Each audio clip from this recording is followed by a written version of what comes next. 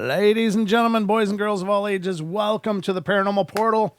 I'm your host, Brent Thomas, and as always, am absolutely thrilled to be here with you. Thank you guys for joining us, and thank you to all of y'all that have been such a big part of the family for so long and are continuing to represent the portal wherever you go. Thanks a bunch, guys. I am not here alone. I have my good friend and co-host, Mr. Don Longbeard, right next to me here. I came back from Coloma slightly different.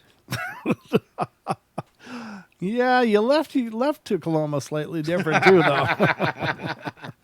you kind of started out different, but that's okay because we love your different. Yes, well, somebody does. So, how you doing, brother? Doing good, doing good. It's just a typical Wednesday for me. You know how that goes. So I do. I kind of have an idea what that means, but so your feet back on the ground now since getting back, or do you feel like you're still catching up to yourself? Oh no, I'm pretty much worn out like I was before I left. Yeah. Oh, okay. So it's Back just to normal. the grind, yeah. Okay. Because I still feel like I'm still trying to catch up with myself. I'm like, I don't know. Like I feel like it'll be about a week before I feel like I'm actually rested. I don't know. I might be wrong. I mean, there's in a lot of ways I have all this energy because it was such an incredible experience. It was such a great time.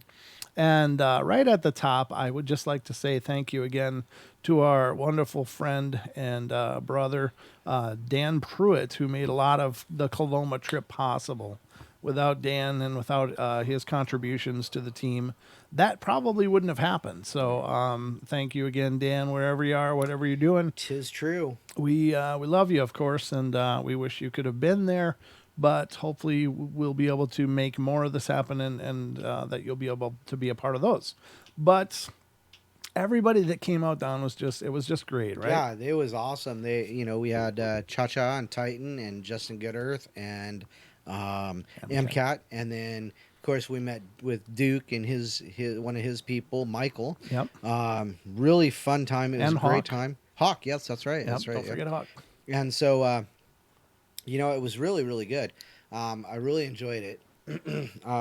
Just sitting around the campfire, just talking to just everybody that was there. It was just something cool. It was just awesome. Yeah. It really was. It was a good time, and a special thank you again to all of our team members who showed up. And again, MCAT, Cha Cha, Justin, as well as Titan. You guys really made it an incredible experience. We really appreciate your being a part of it. I couldn't have asked for a group of nicer people to become, part of that experience. And in many ways, you guys created that experience with us, and your presence there made it just incredible. So thank you so much for making that journey. It was, I was honestly, I was blown away that people would want to travel No so doubt. far to be a part of it. In many ways, I learned a lot as well because, I kind of have this tendency to just fly by the seat of my pants and things like this. And, the last time, of course, when I went with Dan, it was just he and I. So it's not hard to coordinate just he and I, Wherever he was, I was there too. And, wherever I was, he was there.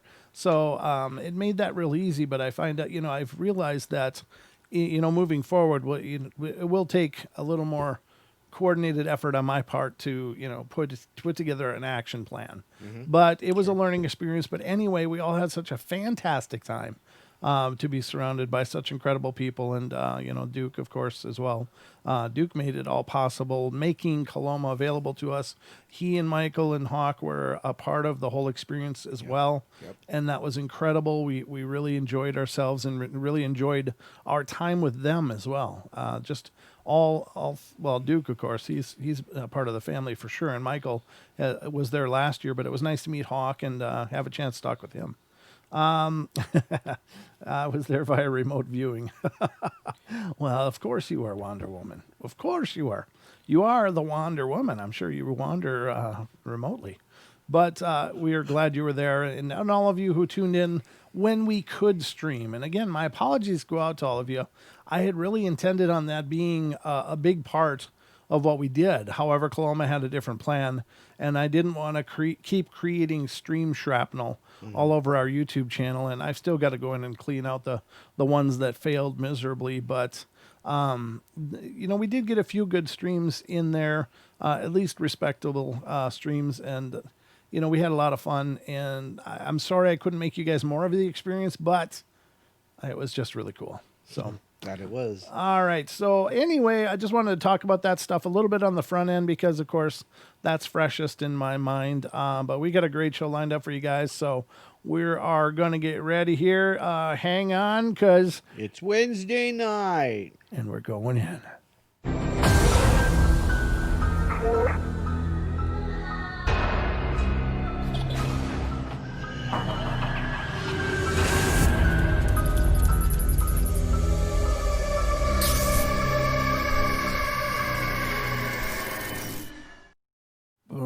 Yeah, YTFP, if you got any ideas on how to do that better, I would love any opinions or any advice that you have. I don't pretend most of the time know what the hell I'm doing, so this of course was no exception. But again, it was a great time, and we all had a wonderful time, and it was great to meet everybody. So at the very least, I know we had some really cool things happen. We all had some really incredible experiences. We caught some really phenomenal responses over at the hunt cabin when we went back over there. And I got to tell you, it was nice to have a team of people there because last year it was just really, we felt pretty alone on top of the world there. But it was really nice to have that group energy, the group of people with us, more heads involved, and I think we were able to really document that really well, Don. You and I were just reviewing footage today. I think we got some great footage. Yeah, I did. We were just looking at some of that footage, specifically the hunting cabin. I don't know why I keep calling it a cabinet. I don't know. The haunted cabin. The haunted cabin, the haunted hunting cabin. And that was some really clear. I was surprised with the audio I have on it. So yeah, it's very clear, very nice. And nice picture. Yeah, yep. Yeah. But and special thanks again to MCAT for bringing even more equipment out to the investigation. It really made the difference to be able to cover those other variables that we just don't have the equipment for. So right. He brought his whole tool belt with us, or at least a good section of it, and we were able to document a whole lot of other variables that we wouldn't have known otherwise. So thank you, brother, for doing that. And we had a great time. So we got a show, Don. We do. Yeah, and I really wanted to start unwrapping the Coloma stuff tonight. Right. But I didn't get as far into it as I wanted to. This is the first time I looked at it was when I got here. I'm just gonna be honest. Yeah, so we obviously have a lot more to get through. I did find out that I have a lot more learning to do about what the recorder. Right. I pressed record, and I recorded. I saw the clip meter going off on the footage that Don and I were watching. Yeah. And however, everything on my memory card, there was nothing there. Nothing was there. I will say it's a new piece of equipment. Chances are I screwed something up. I didn't have a lot of time. I literally got it the day before we left. I didn't have any time to do any kind of real troubleshooting or learning curve kind of stuff, but I hit record. I can see that it's recording in the footage that Don took, but for some reason there is nothing on that memory card at all except for the test recording I did before we left here, before we left our home. So I did a test record then, and that worked fine. It's still there. Everything from Coloma is gone. I don't have anything on my memory card at all. So I don't know. I'm going to chalk it up as just me screwing something up or not knowing the equipment well enough, because there's no way to say that for sure is paranormal. It just sucks. I will say it sucks because. But the good news is that MCAT had his Zoom recorder going, and I know he knows his stuff. So. Oops. What? Cashew gets on tight says, "Did you use the Paranormal Portal Investigation Journal, now available on Amazon?" No, really, we didn't, because this is more of a free form kind of investigation. The investigation journal is more set up for specific locations where you have witnesses, you have a whole lot of of information to go to. You have a checklist of the people affected, what's affected. Now with the hunt cabin, all we know is that we were there last year. It's a creepy location. Nobody knows anything about it. We went there last year and had some really creepy things come through, and the videos, of course, there on our investigations list on our YouTube. But we didn't have. There's no other people to interview or to document. Right. The MCAT did a hell of a job though with his. He sent me a investigation report afterwards, and he did a brilliant job. Why didn't I get one? I haven't forwarded it to you. Oh wow! No, it's it'll be a part of our record, and it'll actually be a format we're going to use going forward. That was just Sweet. really well done. He did a great job encapsulating the specifics, the atmospherics, and all that stuff. So Wow. I was really impressed by that. So nice job, buddy. But no, I didn't use the investigative journal because that's more set up for you're going to a location. You can talk to witnesses. You can document who saw what, where, Right. how, and it's really formatted for that kind of thing. All we know is the hunting cabin exists, and it's freaky.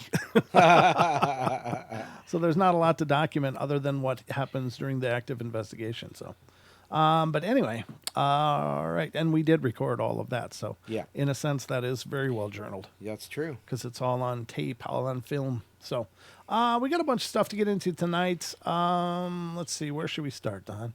Should we start with some forest rangers? Yeah, definitely. All right. We're going to get into this. This is a list I found on ranker.com, and it's 21 forest rangers reveal their strangest experiences in the woods. And this seemed fitting after we just left the woods. So I thought this will be fun to get into. So we're going to get into this first of all. The first one that's apparently relayed from forest rangers is a strange man saved the dog. And it says, my family used to go camping in the Algonquin Park in Ontario when I was a kid. We used to do a lot of day hikes with our dog, and the dog was a crazy runner, and he'd run up and down the trail, back and forth between my parents and my brothers and I. Well, the trail ended at a lookout. My brother and I stopped to take in the view, and my dog arrived seconds later, traveling at full speed. He attempted to apply the brakes, but the momentum carried him right over the edge. Oh, Jesus. We freaked out. Our dog had just gone over a cliff, and it was a good 50 or 60 foot drop. Well, I ventured over to the edge to look. My dog had somehow landed on the one ledge that sat about 10 feet down. Well, crap, now what? Any movement and my dog would fall the rest of the way down. Right. It was a sheer face and no way down to get him. Out of the blue from the trail behind appears a hiker with full hiking gear. Well, Algonquin is not an area known for a lot of climbing, and I've never seen anyone before or since with gear on that trail. Well, this guy belayed down, rescued my dog, packed up, and left. He didn't even stick around long enough to get his name. To all intents and purposes, he just returned to the trail and vanished. Wow, is that pretty cool? Yeah, that is kind of interesting. Wow. Just somebody just shows up, happens to have exactly what you need, Yeah, and does exactly what you need done, and just leaves. just happens to happen onto the spot right at the right time with exactly the right equipment and skills to take care of it, and then get the hell out of there before even being thanked or even being paid or whatever. Yeah, yeah. I mean, I'd be floating that guy some cash, be like, here, you did it. But very cool story. Now, the next one on the list is a possible mythical Thunderbird. It says, might have been the mythical Thunderbird. It says, I'm not a camper or a ranger, but I'm an archaeologist. A few years back, we were doing a massive survey in the middle of nowhere in the interior of British Columbia. Well, all the crew had gone home, and it was just my boss and myself left for a few days to follow up and confirm some coordinates and finish some mapping. Well, we head out from the motel an hour or so into the bush, and in the middle of nowhere, along deactivated logging roads, the closest town is miles and miles away. When we hike out into this one area we had found a few weeks previously, for some reason, the whole area just felt off. So we get down to business, and about 15 minutes after being hunched over mapping, there is this weird deafening whoomp sound. Like I could feel the pressure in my ears. I immediately looked at my boss about 20 feet away, and he's as white as a ghost staring back at me. While standing there, it happens again. Whoomp. Ear pressure and chest pressure like I was just squeezed. Well, chills just erupted all over my body, and every hair is standing on end, and my boss just looks at me and said, "Let's go." Well, we grab all our stuff and speed hike back to the truck. We never discussed it. No clue what it was, but I've never been so freaked out in my life. 10 years later, and I still get the chills. It says, there's an edit here, and it says, there have been a lot of theories and sounds, but nothing like it. The best I can describe, when a large bird or an eagle takes flight, that initial whoosh womp sound of the wings pumping in the air, it was kind of like that, but you would feel it, and it was loud. That is creepy. I don't know how they came. Well, I guess it might have been a thunderbird because of the fact that it felt like wings flapping, but like only one womp. Right. I don't know. That's creepy. What if it's a portal, Don? It's a portal. Yeah. What if that's what it was? What if it was the womp of something coming through the portal, Right. and then maybe something returning back? Right. Exactly. Like, who's here? Who's here? Somebody set off the alarm. Oh, it's just some guys. All right, I'm out of here. Just some guys. It could be just some guys. I don't know. But that is a strange thing. I often wonder about, what would the physical characteristics of a portal activation be? And certainly a pressure or, something like that seems to make sense, It does. To me, it just came to my head. It was like, I wonder if they were right on top of a portal, And what was there? What was Wampin? So they couldn't see it, obviously. They never saw anything, but they felt it. And that's all kinds of creepy. Jesus. I don't know. What would you do, Don? I don't know. It really have to, I would have to actually see something. I mean, weird noises happen.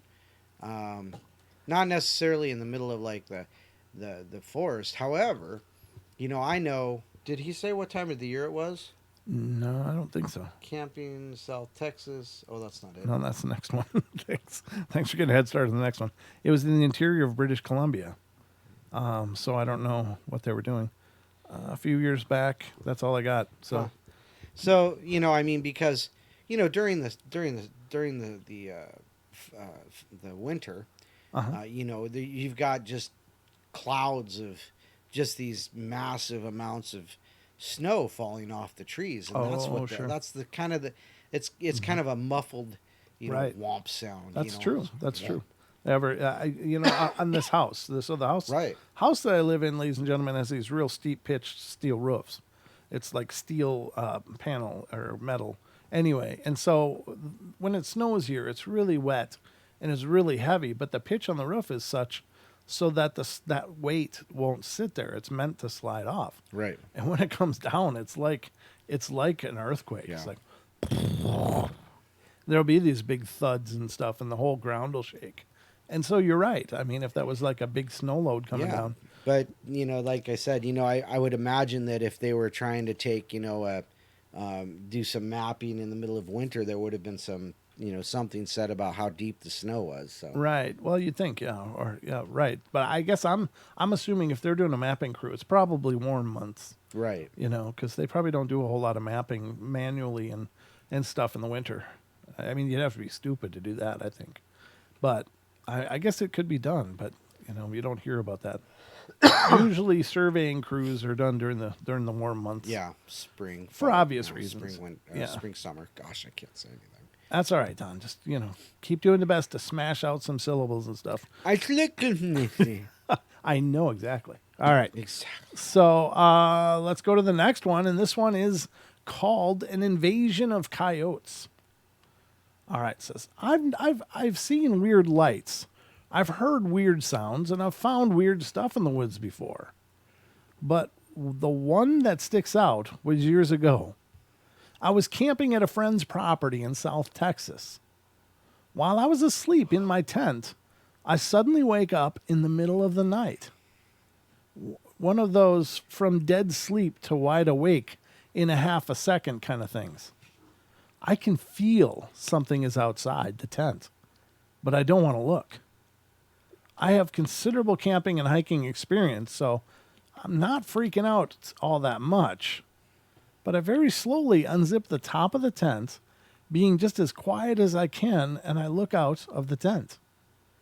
There is a scarce light because we are camped under a giant oak tree, so the big branches dip down and connect with the ground before going back up again. So this huge tree, and there are a lot of shadows and weird shapes. Anyways, as my eyes start to adjust, I realize there are about 40 or more coyotes all milling about the campsite, just slowly walking around, sniffing here and sniffing there, almost ghost-like with their quietness.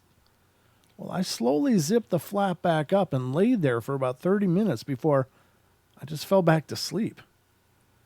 In the morning, in the light, you couldn't tell anything had been there. The next night, we heard the pack howling for hours in the distance, and that was almost freakier than seeing them 10 feet away.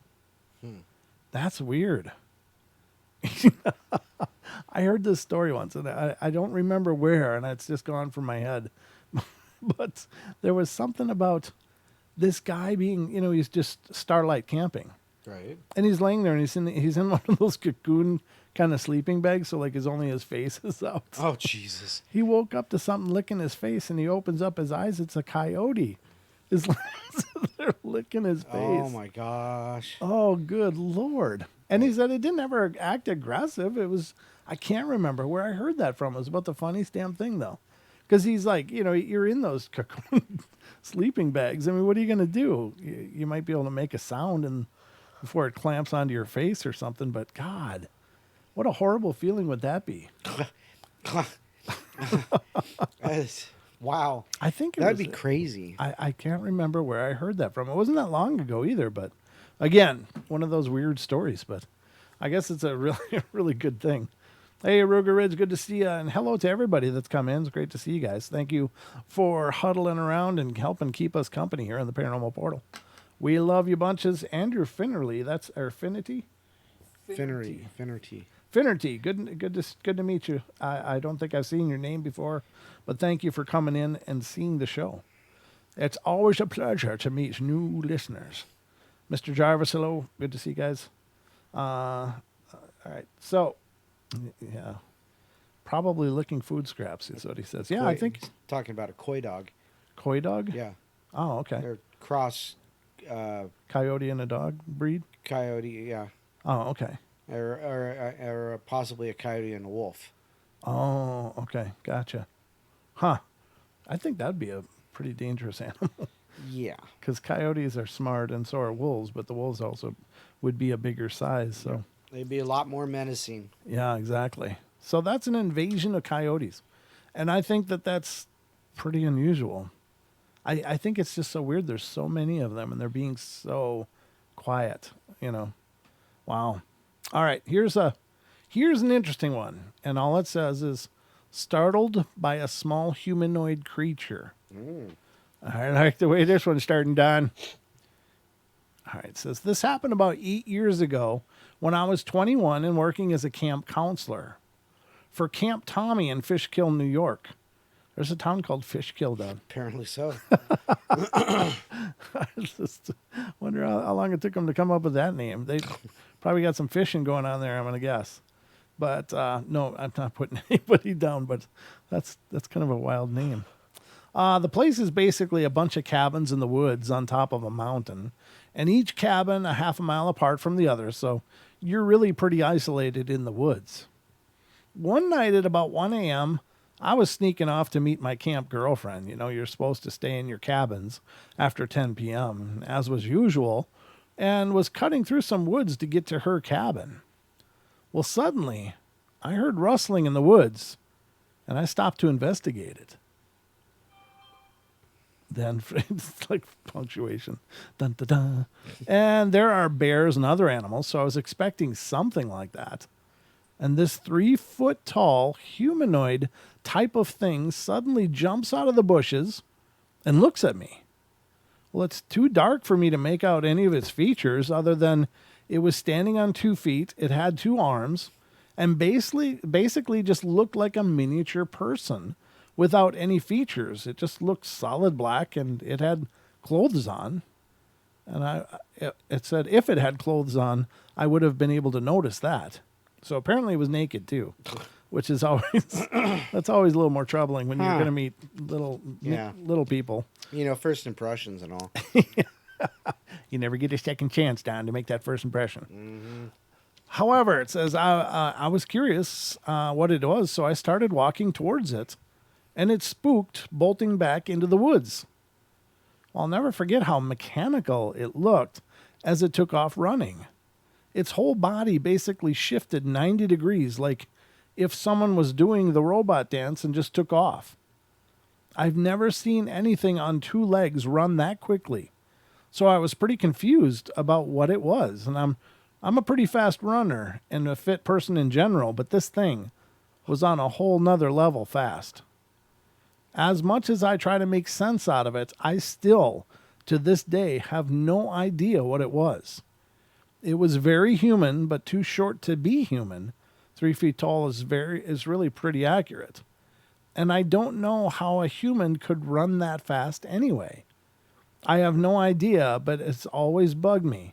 Maybe one day I'll go back to try and find this creature again. Wow.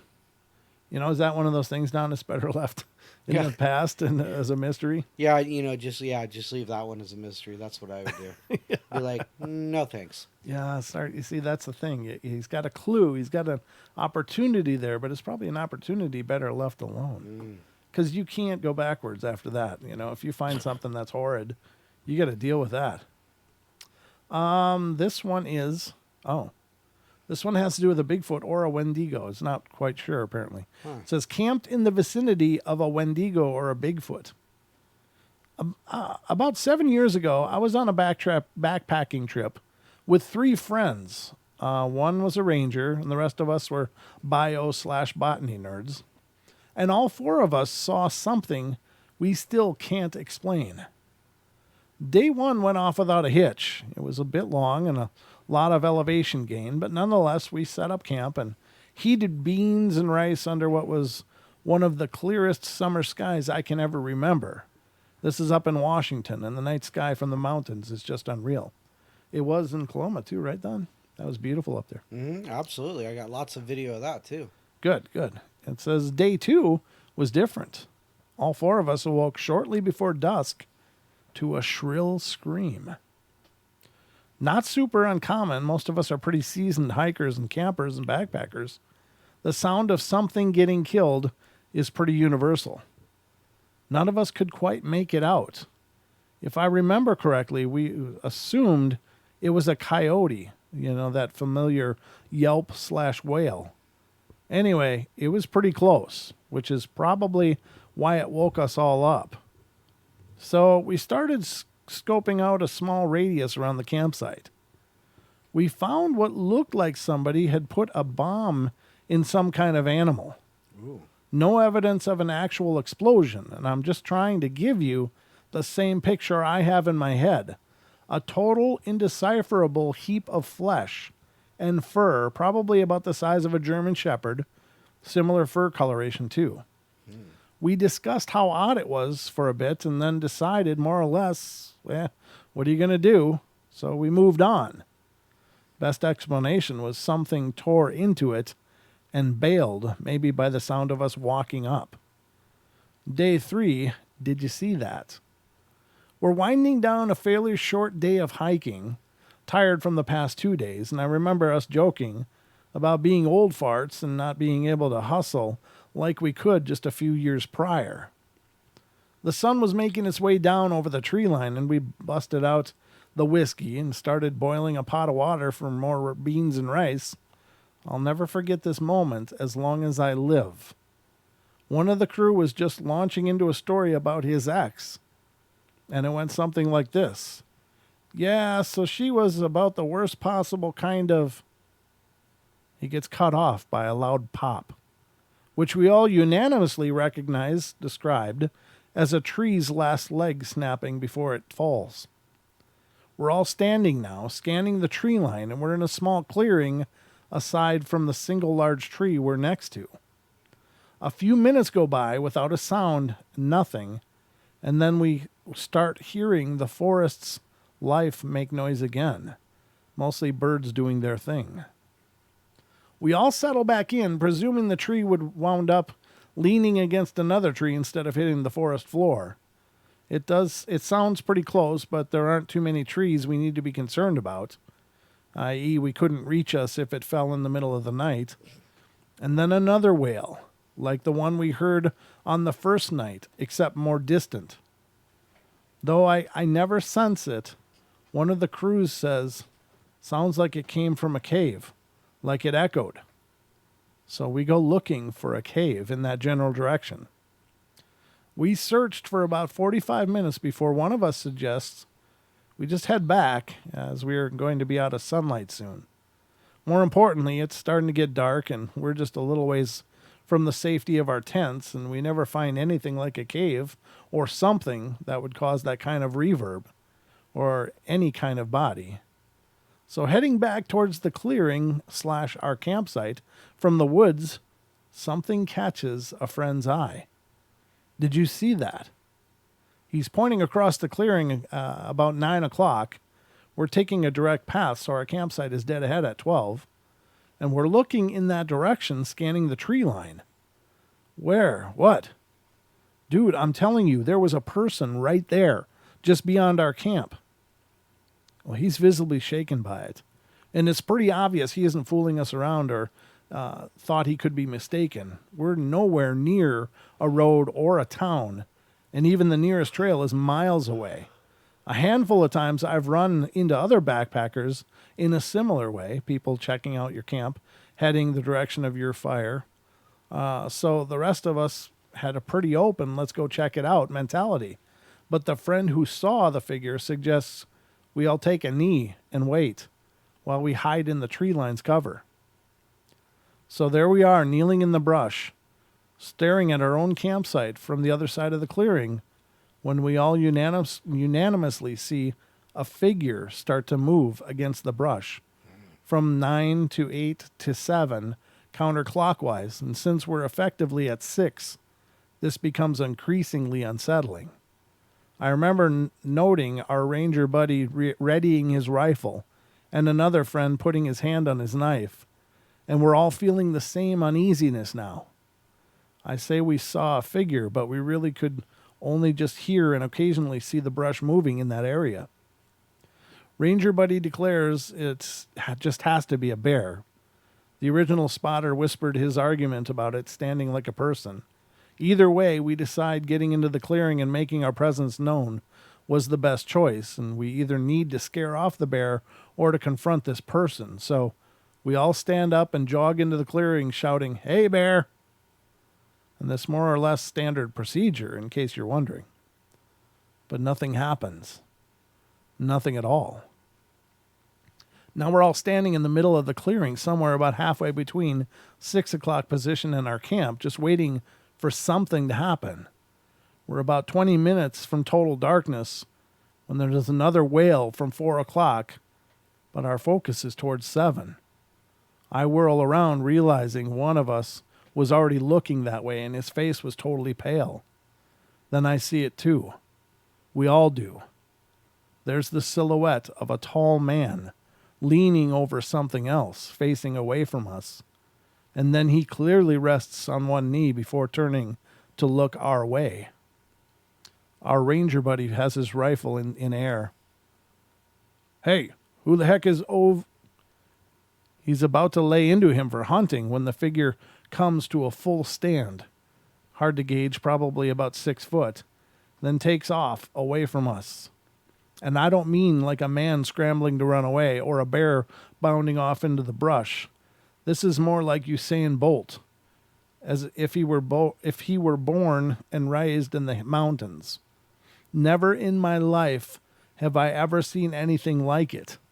And I'm almost embarrassed to admit it. My first reaction was a ghost. After a pretty long wait and arguing over what it was and what to do, we swung back into camp to grab a few flashlights and our lamp. We make our way over to where the figure was leaning, and it's another mound of flesh. Without getting too detailed, this time, some unmistakable fox paws are intermixed. Again, it looks like it has exploded open, and the meat eaten right on the spot, not harvested like a hunter.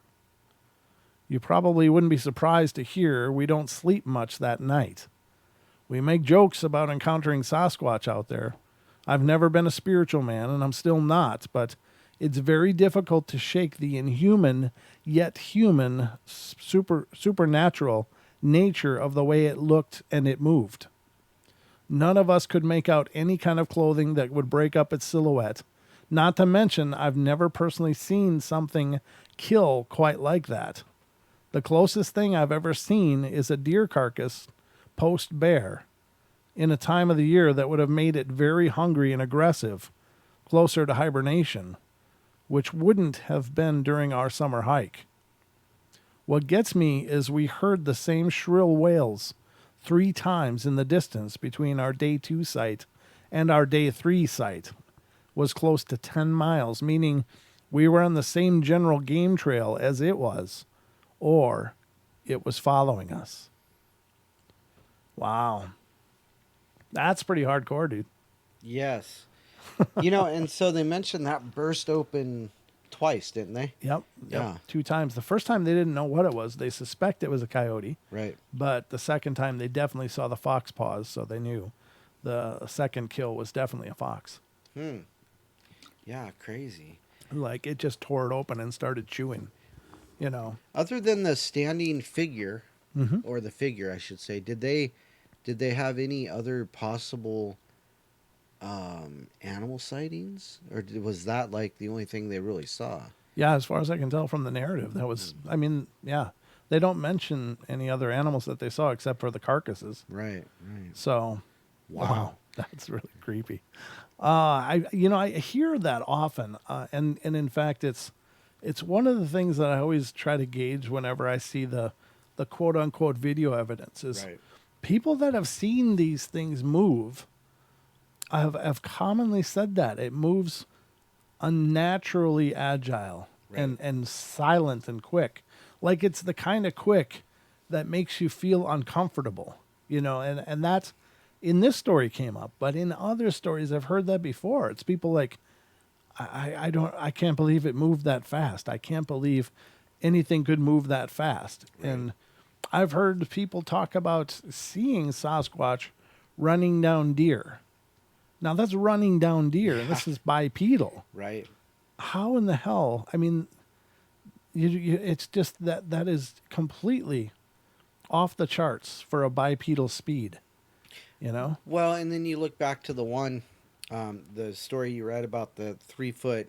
Yeah, the 3 foot little and creature. He said the same thing. It was like it just did this quick 90-degree turn and took off. Right. And so, you really have to wonder.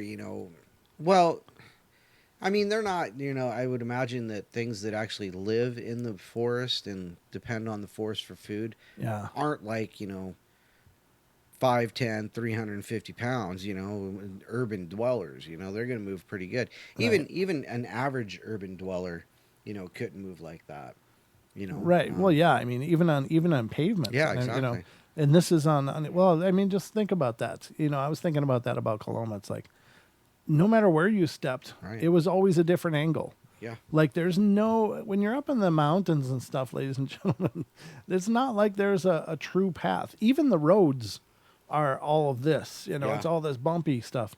There's not any place that I could have just rolled a bike or something. Right. I mean, like it was so much ruts and pots and holes and angles. Like this, one step you're your foot is at a 45-degree angle this way, and then the next step it's the other way, and then it's forward, and then it's backwards, and it's like all of this rotation. And when you're walking around in that, the amount of energy that you have to exert from walking in that different way, where your feet are all at different angles, and the muscles you're using are whole different groups of muscles than you normally use.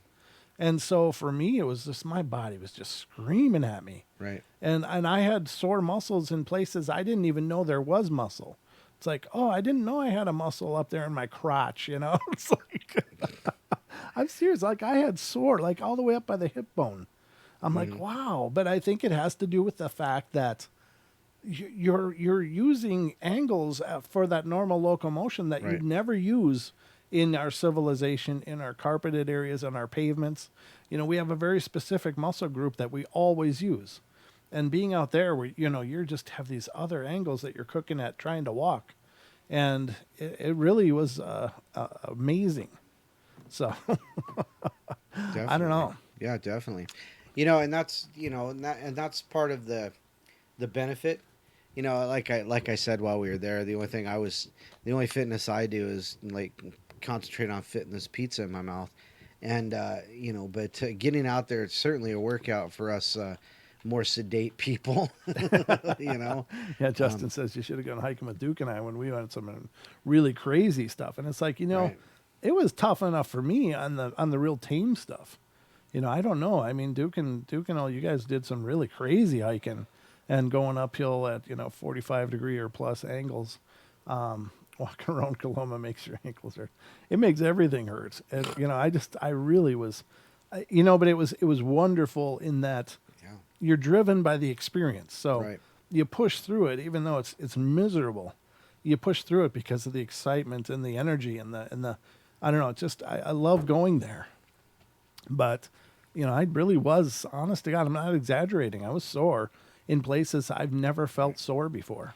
You know, and so, yeah, you think about these creatures, you know, these beings, whatever you want to call them. Right.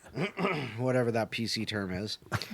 And how they move. It's like, you know, we go 5 feet. We got to, you know, lift our leg to get over the tree, you know. Yeah. Yeah. And then, you know, let's get smart and walk on the tree. Oh, there you go. You fall down, twist an ankle, you know. Yeah, that kind of thing.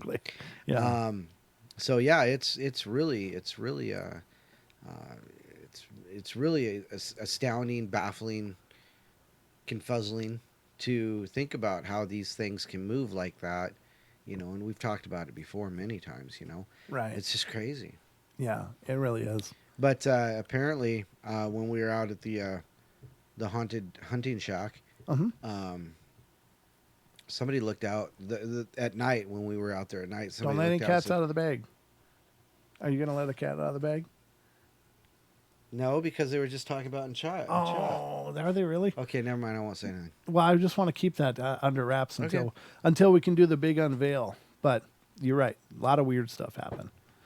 But the point is, ladies and gentlemen, if you've never, and believe me, I haven't. That's why for me it's so amazing.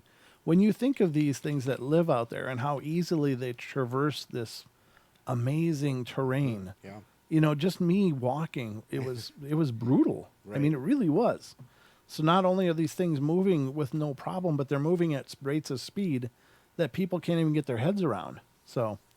Yeah, but yeah, I want to go over those claims specifically when we're because like I want to have MCAT on the show to talk about what he experienced over there, and then we'll unveil that, because that's a pretty cool thing. And so no more chat sneak peeks. You chatters. We'll see when we can get that done. Maybe we'll get it done on Saturday or something when you're back on done. I don't know, man. I know I'm working like at least 10 days in a row right now. Are you really? Oh yeah. Oh, okay. Oh, you're not gonna be here Saturday? Oh, I'll be here Saturday. I may be asleep, but I'll be here. I just want. I'll try to get as much, because we still have a podcast to do. Oh, sure. No, I mean, I just mean we can discuss some of that stuff and maybe have MCAT on to discuss what he saw. Yeah, is my point, because I'd like to unveil that as one cohesive piece. Right. Because we had some really cool, I don't know, experiences happen there. So, All right, but anyway, let's get to the next one. Oh Jesus, this one is the other campers were beamed up by aliens. Bum, bum, bum. Oh, we did do some night gazing too and saw some really cool stuff. But that's another thing. The other campers were beamed up by aliens, ladies and gentlemen. It says we were camping around different area of the U.S., hitting 13 states. It wasn't a trip with a firm itinerary. We drove through Amish country in Indiana, despairing that we wouldn't find a campground as it was late in the day. But in the middle of Amish country, we found a lovely campground with a nice big pond for swimming. We were the weirdos who do tent camping, and as you had to drive down past this field to the tent camping area, there was a nice forested area, and we had it to ourselves. Here comes the really odd part. There was another occupied campsite down there, but it looked like the people had been beamed up by aliens. Food was left out, bottles of mustard, mayo, and plates were on and around the picnic table. The one tent was blown over, but the other was still firmly staked. We mentioned this to the campsite staff, and they said, "Oh, that's so and so's spot. He was supposed to look after all the tent spots." They had no idea that he wasn't there. We wondered if someone was dead in the tent, so we cautiously checked, but no dead bodies, just sleeping bags, etc. So, aliens. Well, that's an odd one, but I don't know if that one's necessarily paranormal. It started out that way. But see, if they asked the person who was watching, or the groundskeeper, basically, Right. and he says, "Well, that's so and so's stuff." Wouldn't it make sense that you would go back up to the parking area Yeah. and check to see if so and so's car's there? Right, but if was he an Amish person? That's what I don't know. So maybe he doesn't have a car. Yeah, so they beamed up the horse and buggy. See if his buggy was parked up there. I don't know. Oh goodness. I love the Amish. I think that's pretty cool. I don't know. I've visited Amish villages and stuff, and it's like taking a step back in time. It's like, wow, Yep. their lives are so less complicated. Andrew says maybe it was a rapture. Oh yeah, maybe they got sucked up. Good Yeah. point. Good point. They just got hoovered up. They'll One see of the 'em. 144,000. That's right. That's right. Well, somebody's got to go. Yeah. All right. So Screaming, "Oh, holy crap!"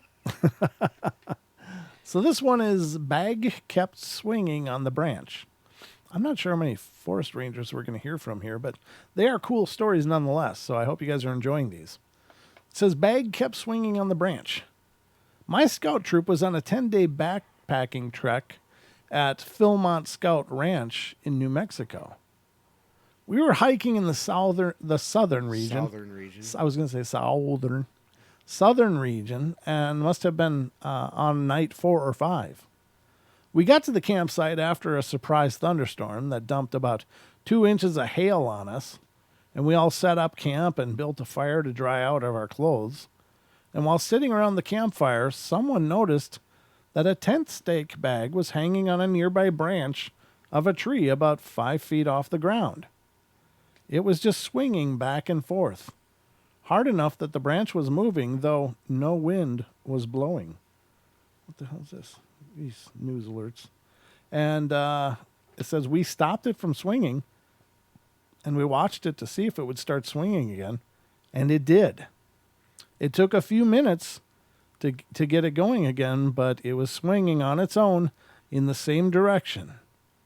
Well, we all went to sleep for the night, only to find in the morning still swinging. We have no idea what would have caused this. That's weird. I wonder if there are metal stakes. Yeah, maybe picking up some kind of a magnetic field somewhere that Right. intermittently comes and goes. Well, sure. Yeah, I mean, I don't know. What else could it be, right? So if they're not metal, I don't know why they'd be swinging. What? Nothing. I just had this image of taking Viagra and iron at the same time. Do you spin around and point north? Yeah, if you're sitting on an inner tube, Yeah, an inner tube in the water. you Yeah, got to be floating on the like water in an inner tube. yeah, like the pin on the leaf. Yeah. Yeah, exactly. It might work, ladies and gentlemen. We don't know. We're not scientists. Come on. We're just hypothesizing here. All right, so let's go to the next one, and this is disembodied voice predicted the future. So let's see what this is all about. It says, I was on our big camping trip with friends at Suwannee River Music Park in Florida. Suwannee, yep. My sister and I decided to go off and explore some trails around 11 p.m. And there was a trail connected to the one we were on, but there was a yellow tape strung up between two trees at the entrance. Well, we decided to go in anyway. Of course you did. And about 15 steps into the trail, we both heard, as clear as day, unmistakably, our mother's voice say, Honey, why's your nose bleeding? Our mother was not on this trip with us. We turned around to see nothing, kind of spooked, but we both started headed back to the main trail. And a few minutes later, my sister had a nosebleed that lasted 20 seconds. Huh? Weird. That's weird. Honey, watch out for fish sacks. Yes, don't fish for fish sacks. All right, the next one. The next one is something was on the other side of the tent. God, this sounds like any number of Bigfoot experiences people have had, but let's see what this one is. It says more unsettling than creepy or supernatural. I was on a camping trip in Colorado and shared a tent with two of my friends. It was a small tent, so we were sleeping like sardines, and I was not in the middle. And in the morning, though, I woke up and felt warm bodies on both sides of me. Bum, bum, bum. Sandwich. Having a sandwich. I thought maybe I'd somehow rolled into the middle, but when I opened my eyes, the tent wall was still on my side, meaning there was something outside sleeping against my side of the tent. I was somewhat petrified, but leaned over to wake up my friends, and whatever it was took off. It was definitely some kind of animal, but to this day, it still mystifies me what a wild animal, even a young deer, would bed down next to humans. You know, that's not. You know, It's not out of the realm of the possible. Sure. I mean, to the animal, you know, say a deer or a fawn or, you know, something like that, you You're would warm. be, yeah, you're just a warm spot. You're. I've been called that by some of my exes. You get to be the big spoon. That was funny when he said that to me. But anyhow, you know, so I mean, you know, it's not surprising at all. You know, I mean, anything, you know, if there's a cave wall that's got sun on it that soaked up the sun, and they'd lean against that. You know, I mean, Sure. you know, you're not that special. Maybe it is, though. Maybe it's kind of beautiful, though, right? It's okay if it's beautiful, too. Sure, yeah. Oh, a snuggle squatch, yes. Snuggle squatch. That's right, Jarvis. Oh, well. No, it was Andrew that said that. Oh, I just saw Chris Jarvis said snuggle squatch. LOL. Okay. Gotcha. Snuggle squatch. Snuggle squatches. Can I be the big spoon tonight? It's all up to you, Don. You can be whatever spoon you want. I'll be in the knife drawer. That was the funniest thing I'd ever heard. That is funny. That was funny. It was good timing, too. It's one of those you had to be theirs, but... And obviously there were only two other people there. Yeah, there were. Mm-hmm. All right. The next one is The Odd Man in the Woods. I like these stories. I like them because first we just came off of this Coloma thing where we were outdoors and stuff. But I also like stories about the wilderness because there is something, I mean, that we just don't understand. I mean, there's lots of things we don't understand out there. And of course, the wilderness comes up in the paranormal all the time because we are not wilderness creatures. No. We are society creatures. Modern cave dwellers. We are convenience creatures. Yeah. You know, we need our pavements and manicured lawns and stuff. Right. We don't know that well what to do out in the woods, you know, but I just think there's a whole world of things going on out there in those woods that we don't understand. So anytime I happen on these stories, I love them because it really affirms that. But this is Odd Man in the Woods, and it says, I was a park ranger on a small island, the only year-round resident, as a matter of fact. Private boat access only, with no bridge and no ferries. It became crowded in the summer, but we'd empty out completely when the weather turned. And I loved the off-season. With 400 acres all to myself, no phone, no internet. Sometimes, though, I would get bored. I'd go out at night without a flashlight and challenge myself to hike the entire island in the dark. There was moonlight to navigate by, but there was also a stretch of the main trail that passed through the oldest trees on the island where I'd be plunged into total darkness. I was in the old forest one night when I heard someone or something behind me. I turned and there was nothing there. Turned back and something brushed my face. Well, my stomach dropped and I swung my fist into something, and I ran full tilt for about 100 yards, stomping in my big stupid boots with my gun belt bouncing up and down, my vest riding up to my throat. I stopped and bent over with a stitch in my side and started laughing. I held my hand up in front of my eyes and ran my fingers over the prickled cut from the branch it had punched. I don't understand. Through the spread fingers of my injured hand, I saw a smear of bright white off trail ahead. I figured it was one of the small herd of white-rumped deer the locals wrongfully referred to as palominos, but it moved up a side trail before I could get a better look. I got my breath under control and followed. 100 feet up the side trail, it split again, and I could hear something moving through the underbrush just past the fork and to the right. I crouched as I made my way up to the fork and stayed low, trying to keep quiet and unseen. The trail gains elevation as it nears the center of the island, and where the trees spread out and the moon lights things up. I heard a sharp bark and froze, and then crept forwards a few feet. I reached the fork and was straining to see ahead when I heard the crunch and crack of something in the brush behind me.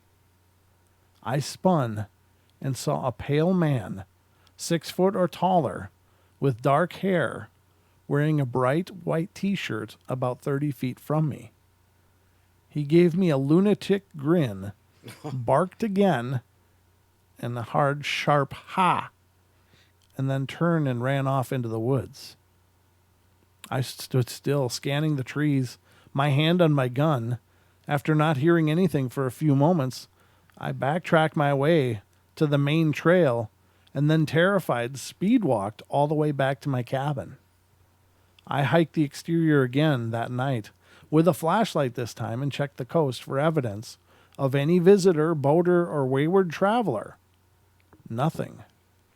I got up early morning, and in the light of the day, I did the same thing with the same result.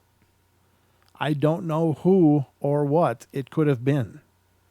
The way he was running around off-trail convinced me that he knew the island very well, even better than me, for sure, and that he was hiding out somewhere. But I never found any evidence of a secret lair, and I never saw him again.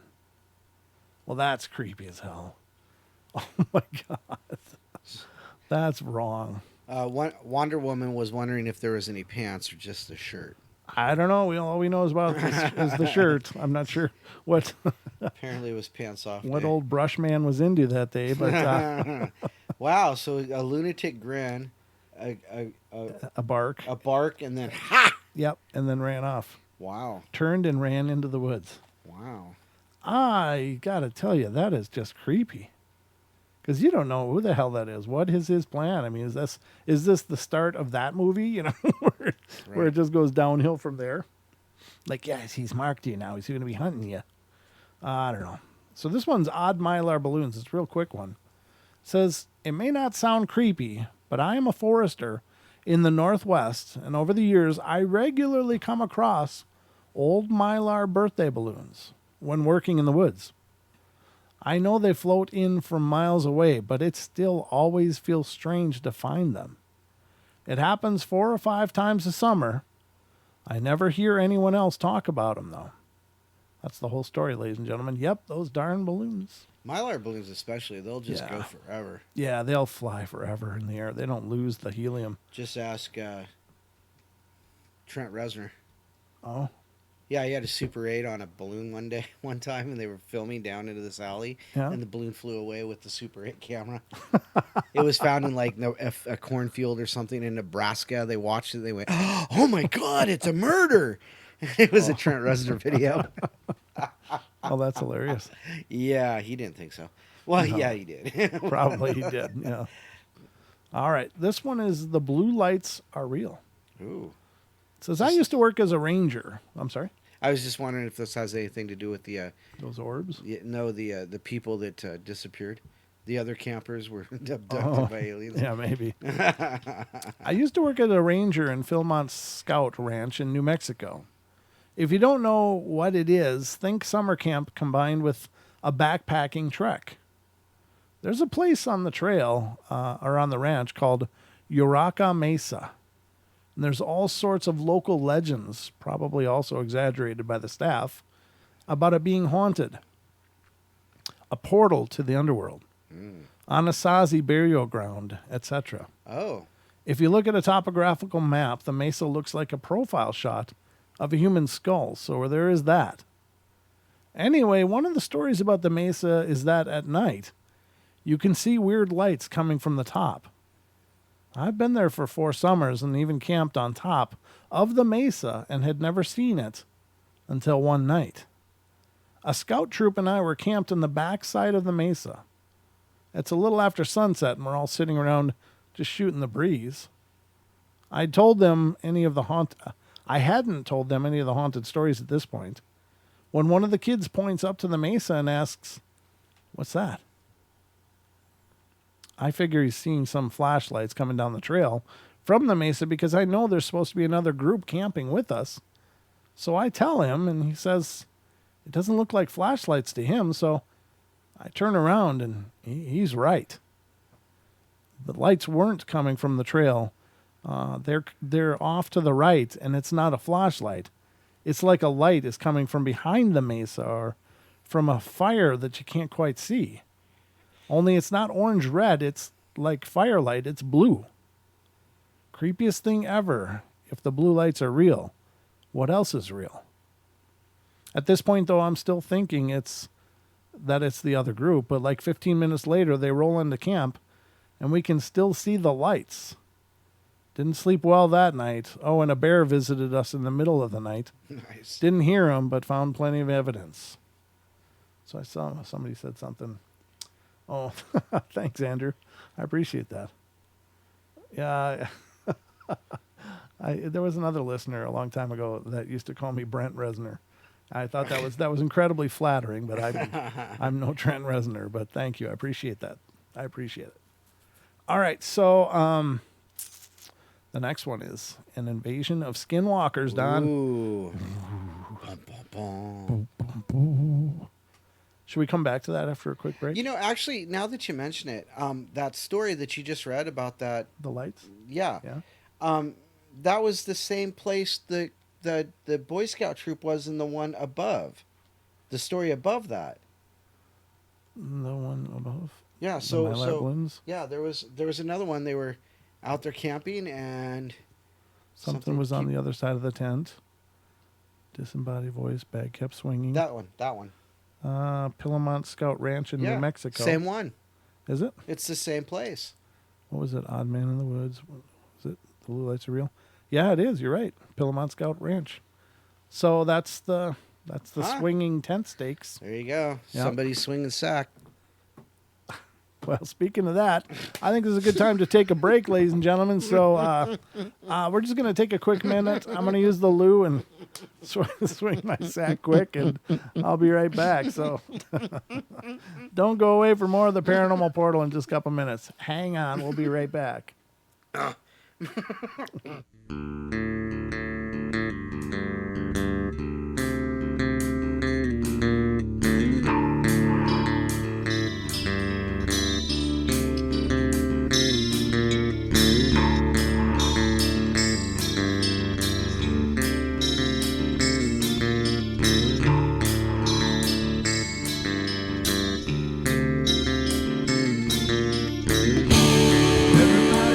to play their games.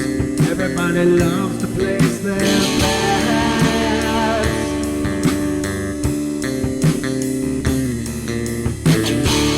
They don't understand the price I paid. They don't care to comprehend.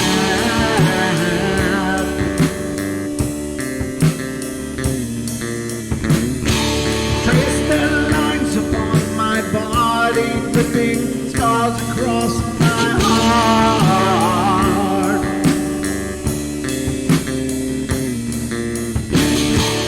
Raging anger boils inside me as their lies keep falling apart.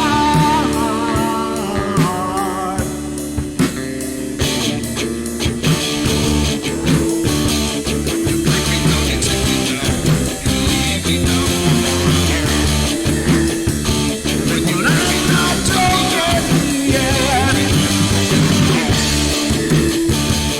I'm not broken yet. I'm not broken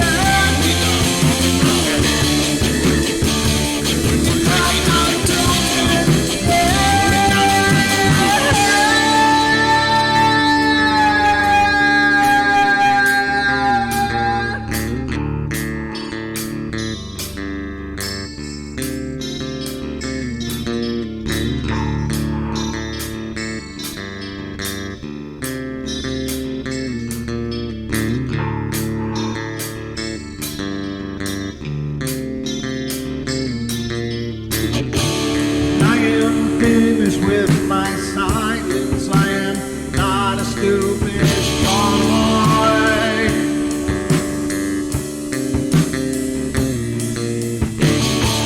No more breaking me with kindness. Just you dance upon my joy.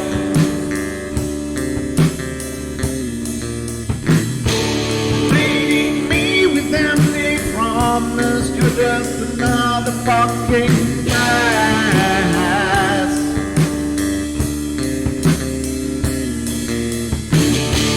Taking off the slice of my sanity. Just make sure that you're well fed.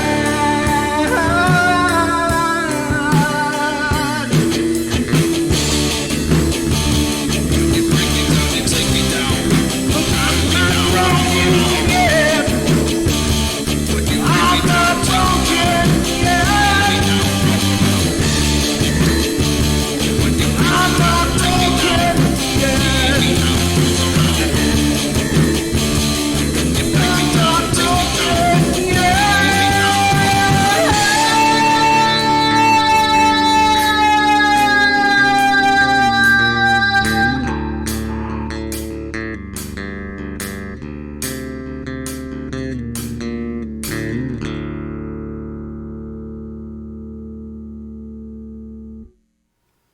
Pause for effect.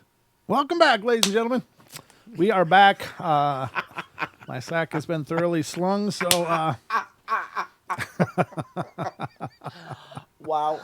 I had like a couple of nunchucks in there is all I can.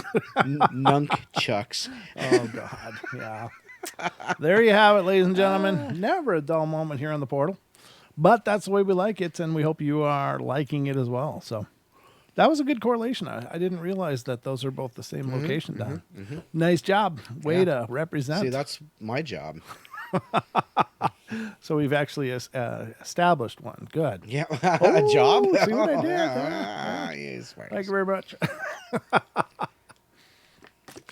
But I'm also hydrated, so we got that going for us. Dick Richards, do you mean the search for skinwalkers with Jeremy Corbell?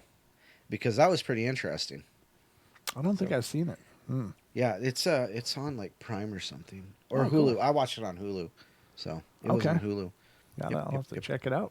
Yep. I'm always in the game for new entertaining. Yeah, it's Jeremy Corbell. He's the one who also did the. Well, he's done quite a few, but the last one I saw was the Bob Lazar. That was pretty good. You know, I never did watch that whole Bob Lazar thing. Yeah. What did you think of that? Since we're talking about The it? Bob Lazar thing? Yeah. I thought it was interesting. You know, apparently he had some like unobtainium or something in his lab, and you know they start shooting this Jeremy starts shooting this documentary on Bob Lazar and his experiences, and then like they show up the next day at his lab and start taking things out of his lab, so Oh, computers and everything, just kind of guts it. wow. I thought it was great though. Yeah.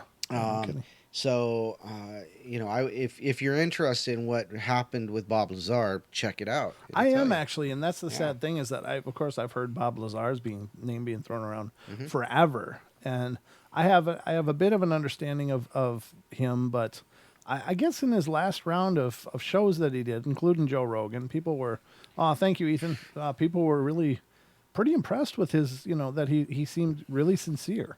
And that's the hard part is because you just don't know. I mean, Hmm. Hmm. certainly he's made those claims and he seems to have some pretty interesting, corroborating evidence, at least, Right. Right. things he saw and says he saw.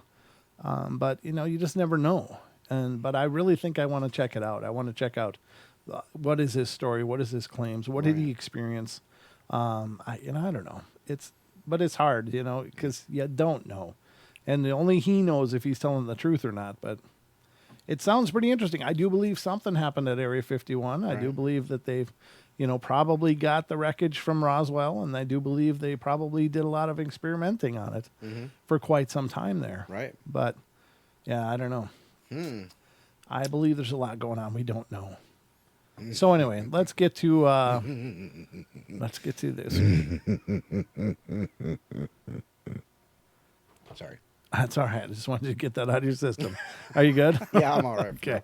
All right. So we're going to go to the invasion of skinwalkers. Oh yes, that's right. That's So what brought this. this is what brought this on. So of course the skinwalkers, ladies and gentlemen, are Native American First Nations tradition, but largely the Navajo has a big story and culture that has to do with the skinwalkers. They're a real forbidden subject to mention. The belief is if you even talk about them, Hmm. you will call them to you, and here's to hoping that's not true, because we're going to talk about it right now. Says this is when I used to go to my cousin's house in Round Rock, Arizona, on the Navajo reservation. That'll do it. Yeah, I guess it will. It's probably a good place to run into them. If you were to look that up on Google Maps, you would notice that it's a barren mesa. It's not uncommon for people to report sightings of skinwalkers, and I remember having a few experiences with them. Wow. To get to my cousin's house, you had to drive 20 minutes just to reach her place from the main road, and her trailer was near a canyon. Her house is very isolated, and the nearest neighborhood is about 10 minutes by vehicle and 30 by walking. We don't have street lights, and if you wanted to use the bathroom, you just have to go to the outhouse, which is a 5-minute walk from the house. Wow, they definitely like to vent that one, don't they? Yeah. 5 minutes walking is a long way. Work it all the way out. Yeah, I guess so. You don't have to worry about moving them there. If you wanted to go at night, you need a flashlight since it is no joke, pitch black. Mm. One night, my cousin, her mother, and I spent the night in their trailer that they let us use. My cousin, her mother, and I spent the night in their trailer that they let us use. We came to the reservation to return documents to a chapter house, so my cousin and I went for fun. Late at night, as we were watching TV, the windows in the far back room are being scratched on. Well, we freaked out because the room door was open and the blinds were up. We ran to that room and we tried to close the blinds without looking out because we figured it would just be a skinwalker. Her mom was sleeping, so we made sure we locked the doors and tried to ignore the noise all night. We waited till the first light of dawn to go to the bathroom. Even then, we went as a pair and turned on the radio from our phones to keep us sane. The next morning, I remember her mom was making coffee and we were all talking in the living room when one of the plates randomly fell down. Then my cousin noticed that the car doors were open, even though we remember we locked those doors. Nothing seemed to have freaked us out yet until her mom found out our tires were slashed. Mm. Oh, that's horrible. Also, the windows looked like they had some kind of claw prints on them. And we told her mom what we experienced that night. She said that it was likely a skinwalker, but she said She made sure to put ash on the doorways before night fell. And that's what saved us from it coming into the house. She essentially protected the house by saying a quick protection prayer. It was a freaky experience. The skinwalkers are not to be taken lightly. I've had my fair shares of experiences, and I hear the stories from my mom and dad on their experiences. Please don't go out on the reservation at night alone or leave your belongings out. They will steal it, and they will use it to put a curse on you. They can blow a corpse powder on you, which will make you fatally ill and potentially die if you don't go to a medicine man. See, we'd heard that one before. Yeah, we've heard that they hang out in they basically rob graves for the bones to crush into dust. Yep. I didn't know there was no mention of what they do with it, but Right. that's nice to know. Yeah. And then that same story, I think it was talking about how grandma had like Of a 2-inch bone a 2-inch embedded bone. in her shoulder that she didn't know about. And she, before she went out with her shotgun, she grabbed a handful of ash out of the Fireplace. Yep. Yep. And so now it's like, okay, well, apparently you throw ashes at each other. Yeah. I mean, it's it's funny to think about, but it's very serious business, I guess. So, but it's interesting to finally hear what the ashes or the bone dust and the ash is supposed to do. So, Yeah. and sheep, so it's just really kind of cool. Yeah, that is really cool. Wow. Yeah, I don't know. I don't know much about the skinwalkers. I don't know why they're so angry or why they're so hell bent on revenge. And I suppose there must be some long, detailed history that has to do with somehow them branching off and becoming problems. Right. There's a discussion going on in the chat about an extinct Wendigo tribe around Toronto that went extinct way back when. We're talking about skinwalkers, not Wendigo, though. Yeah. Skinwalkers and Wendigo, one's more of a spirit animal, one's more of a cryptid, or a spirit being, I should say, at this point. So, yeah. It's hard to know what these skinwalkers are, but by all accounts that I can ascertain is they are a living human being, but they seem to have this supernatural ability to Right. change form, right. and that hence the name Skinwalker. Right. And obviously I don't understand what that means. I don't understand how that can be, but at the same time, I would never say no, that's not possible. Because who the hell am I to say what's possible and what's not? Right. Yeah, I don't understand it, but I still give it, credence, and I respect that this is a Right, very yeah. powerful belief for them. Definitely. And I certainly wouldn't want to incur the wrath of anything like that. Oh, God, no. No, true enough. Yeah. So the next one is, it might have been a lizard person, Don. Really? It might have been. This is going to feed a lot of paranoia. My family goes camping in the Joshua Tree twice a year. It has been going on for at least 60 years, and I'm 28. And in that whole time, my family has only ever left early on 2 occasions. The first was when it rained up in the mountains and caused 3 inches of flash flood to wash out our camp at 4 a.m. The second time was much more terrifying, and none of us have an answer as to what actually happened. It's the first night of camping, and 12-year-old me is in the girls' tent with all my girl cousins, and about 6 of my male cousins are 10 feet away from us in another tent. My parents are closer to the road, along with 3 sets of uncles and aunts. All in all, there are about 20 of us. Most of our tents are the kind you can zip open at the top to see the stars. And I always love doing that because I'm a bad sleeper, and it gives me something to look at when everyone else goes to sleep. Well, at one point, I close my eyes and I start to fall asleep when a small pebble from the humongous boulder next to our tent falls on top of the tent. I'm used to this because birds and squirrels often knock small debris around when they try to get at our food during the middle of the night. I open my eyes and the first thing I see is someone appears to be standing on top of the boulder, about 15 feet up in the air, looking down into our tents. The person seemed to be wearing tight clothing and was really skinny and oddly shaped. At first I tell myself that it's one of the male cousins because they've been trying to scare us all night. but the person was moving really weird. Its head was moving back and forth like a cobra, and it kept crouching down on all fours and crawling down the face of the rock closer to us, and then crawling back up and pacing. At one point, it looked up at someone making a noise at another campsite, and its eyes gleamed in the moonlight.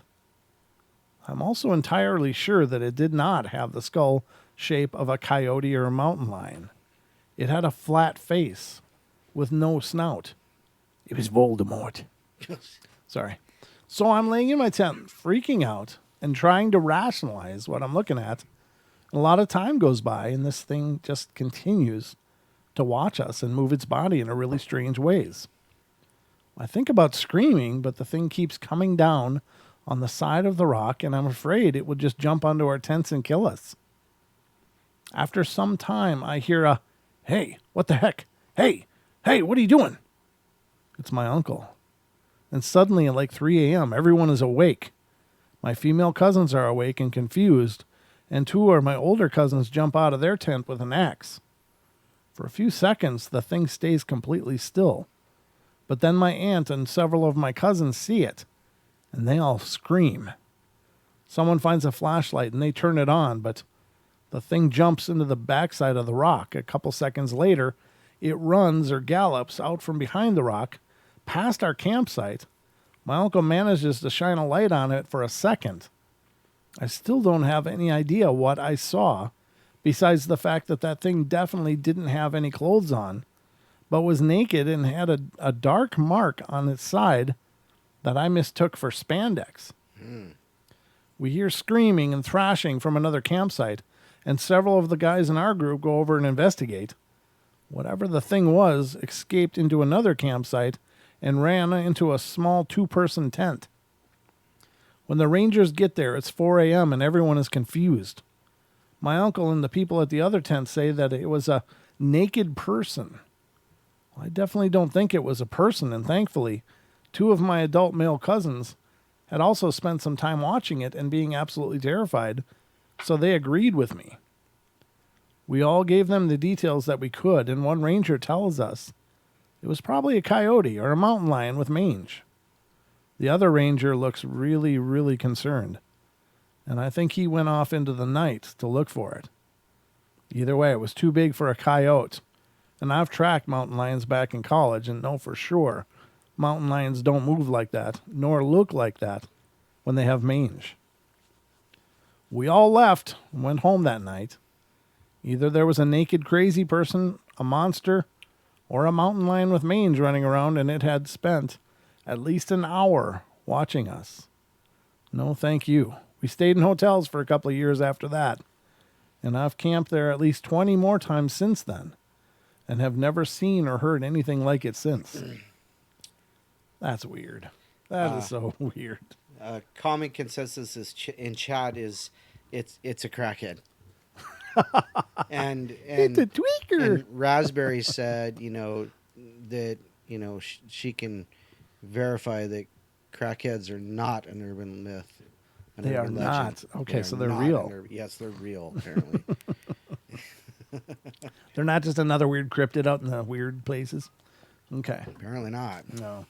Well, that's scary. That's scary stuff, though. I don't know. You hear about these lizard men every once in a while, but again, it's extraordinarily rare. But for some reason, they do seem to like the desert areas. Yeah. Yeah. I mean, Dulce is supposed to have a bunch of them around there. Mm-hmm. Maybe somehow tied with the lab down there. Who knows? But in Dulce, New Mexico. But whatever it is that where Joshua Tree is too? Is that New Mexico? I thought that was California. I don't know. Maybe it is. I don't know. But it's kind of it seems to be desert areas, right? Yes, that's true. So Dulce isn't as desert, kind of. So is Wendigo flesh and blood being? That's a great question, Teresa Jewel. She's asking, is a Wendigo flesh and blood being? There's so many. That's the problem with things like the Wendigo is there's like 3 different ideas of what a Wendigo is. One is that it's the most common that you hear about is this Bigfoot-like creature that some people say is a Wendigo, and it has these antlers on its head, and it's like a deer's antlers, but it's a big creature. Another is that it's a possessing spirit, like a demon that infects people with its with its possession and causes them to become cannibalistic and basically crazy. Jeffrey Dahmer. Yeah, I mean, like, seriously, like really, like nasty crazy. Don't eat the clowns; they taste funny. Yeah, but there's another idea that it's something like almost like a dog man kind of thing. So Right.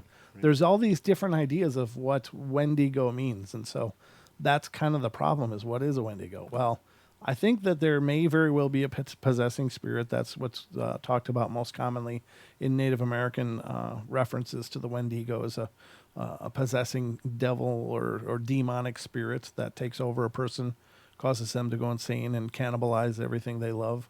And the idea is that they can eat and eat and eat and never get full. So Right. it's this really ravenous spirit. But you do hear the ones that basically say it's a cryptid. But I don't know. It depends on which one you're wondering about, and maybe they all are. Maybe none of them are. I don't know. It's hard to say. So Joshua Tree National Park is southeastern California, east of Los Angeles and San Bernardino, near Palm Springs. Okay. There you go. Gotcha. Ah. Sweet. Well, apparently there's lizard people out there too. Yeah, well, they can keep them down there. You ain't want no lizards up here? We already got ourselves some big feet. Well, I can confirm that some lizards are good on the Barbie. So, Okay. what do you know? There you go. If it can be grilled, Don will eat it. Pretty That's all I'm much. saying. Pretty Next one is much. weird experiences in the woods. I'm sorry. Did you have anything you wanted to read? Or? Oh no, you're doing great. Okay. I mean, All right. I'm just saying I got a whole list here of fun. you do. So Keep going with the fun. I just wanted to get through it. I'll and- just sit over here with my sarcastic mouth and Well, have fun. And let me know if I'm missing anything in the sure, chat. absolutely. Okay. So this one is weird experiences in the woods. My family is very outdoorsy, and every year we go to what we call the hunting camp. This involves my brothers, my dad, myself, and close family and friends. Usually about 15 guys, and we've been going to the same woods that my father and his dad went to over 30 years ago. And we even camp in the same spot in Michigan. This is a spot tucked deep into the woods and is by no means a sanctioned campground. The area we camp by almost borders right up to the Native American land given to the tribes by the state. Now, I've read enough of these stories that I'm generally pretty skeptical of the more far-fetched ones, but those who know the area can verify this, or you can Google it. For our camp, we set up a huge old canvas army tent that sleeps about 15 guys in cots.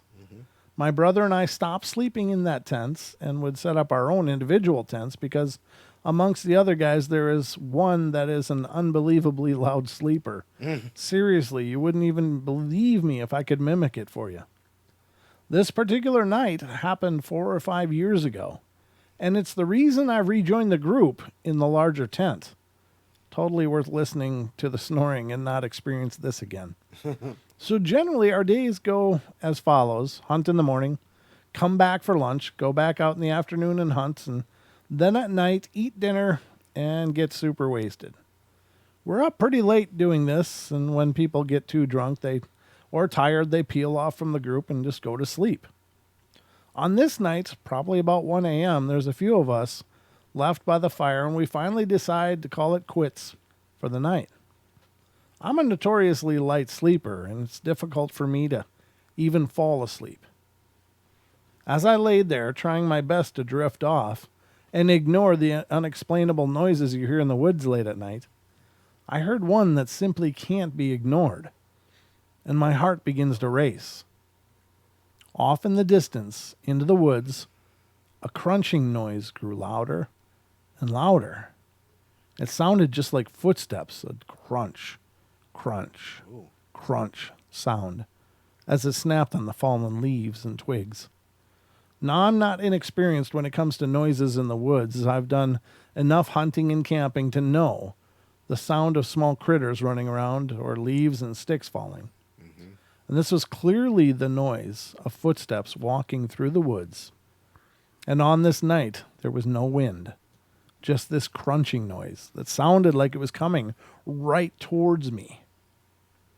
It got much louder and clearer until it sounded like it was just right outside my tent. It just stopped, and I couldn't hear anything else. At this point, I was panicking, and I had a few options. I screamed for help at the risk of it being nothing and looking like a huge weenie once everyone wakes up, or I lay there and just try to ignore it and sleep. I go out there and see for myself. Well, I chose option 3. I quickly jumped out of my bag and scrambled to get out of my tent, ready to take on whatever might be waiting for me. By the time I was out of the tent, there was nothing. I just stood out my tent with my flashlight, looking at the dark forest, trying to spot anything that could have been the cause of the noise. But I couldn't find a thing. Unhappily, I was forced to go back in and try to sleep, not knowing what was out there. Now, the really creepy part was the next morning. My dad asked a buddy, Jim, what he was doing by the fire last night by himself. Jim said that he was never out there and was in the tent the whole night. My dad explained that he got up in the middle of the night to go take a leak. Lots of drinking will do that to you, and Jim was just sitting by the fire alone. When he asked him what he was doing, he just continued to stare into the fire and said nothing. My dad didn't think too much of it and just went back to bed. And that's when I told them what happened to me. But there wasn't anything we could do to explain any of it, so we just all brushed it off. This is exactly how the events happened, with no exaggeration. Neither my dad nor Jim had any reason to make up any of it, and I absolutely believe them. Obviously, Goten or Wendigos come to mind, but I'm not sure what Goten are. Goaten. Come to mind, especially because of the proximity to the Indian land, but I'm not a superstitious person, and I can't be. Otherwise, I would never go into those woods again. We still camp in that very same spot every year. But like I said, it's with everyone else in the big tent. We've had a few other occurrences that are weird, but we definitely think those involved actual people, and more than likely, the Native Americans. This next one is looking good too, but what were you going to say? Well, I was going to say it's interesting that, because you were just talking about how, Wendigo or were you talking about Wendigo or Skinwalkers when you were talking about the possession piece and, possessing people? Mm-hmm. Which one were you talking about? Because, there in my mind, they're two different things. One's more spiritual than physical, and one's more physical. Uh-huh. But anyhow, point is he's sitting out there. The person's dad says they saw Jim there, and by the fire, just kind of zoned out. And that could definitely say something about the footsteps coming by the tent, and then stopping, depending on where the tent is in relation to the fire, of course. Right. But it sure makes. Wow, Titan, thanks, buddy. So it makes sense, and then Jim not having a memory of sitting out there by the fire, so it's that's weird. Yeah, neither of them are making it up. I mean, if one's zoned out, he may not remember. So, yeah, Very true. Crazy. But we got a call, so let's get to this call and find out what's going on. This is area code 971. You're on the air. Hey, Brent, Don. This is Justin. Yeah. Hey, brother, how you doing?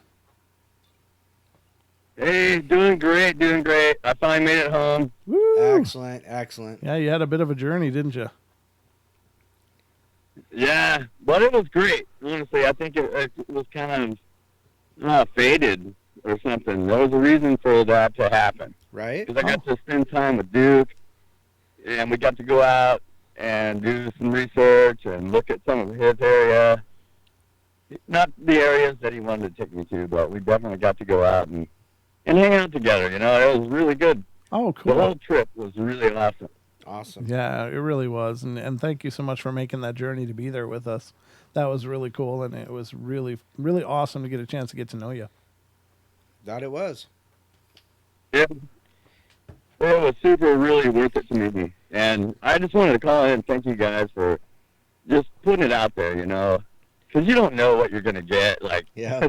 I could have been anyone, any of us could have been anyone showing up out there. I know. I know, yeah. I thought about that too, but I mean, at the worst case scenario, it would be an awkward experience if there was issues like that. But everybody just got on so Yeah. wonderfully.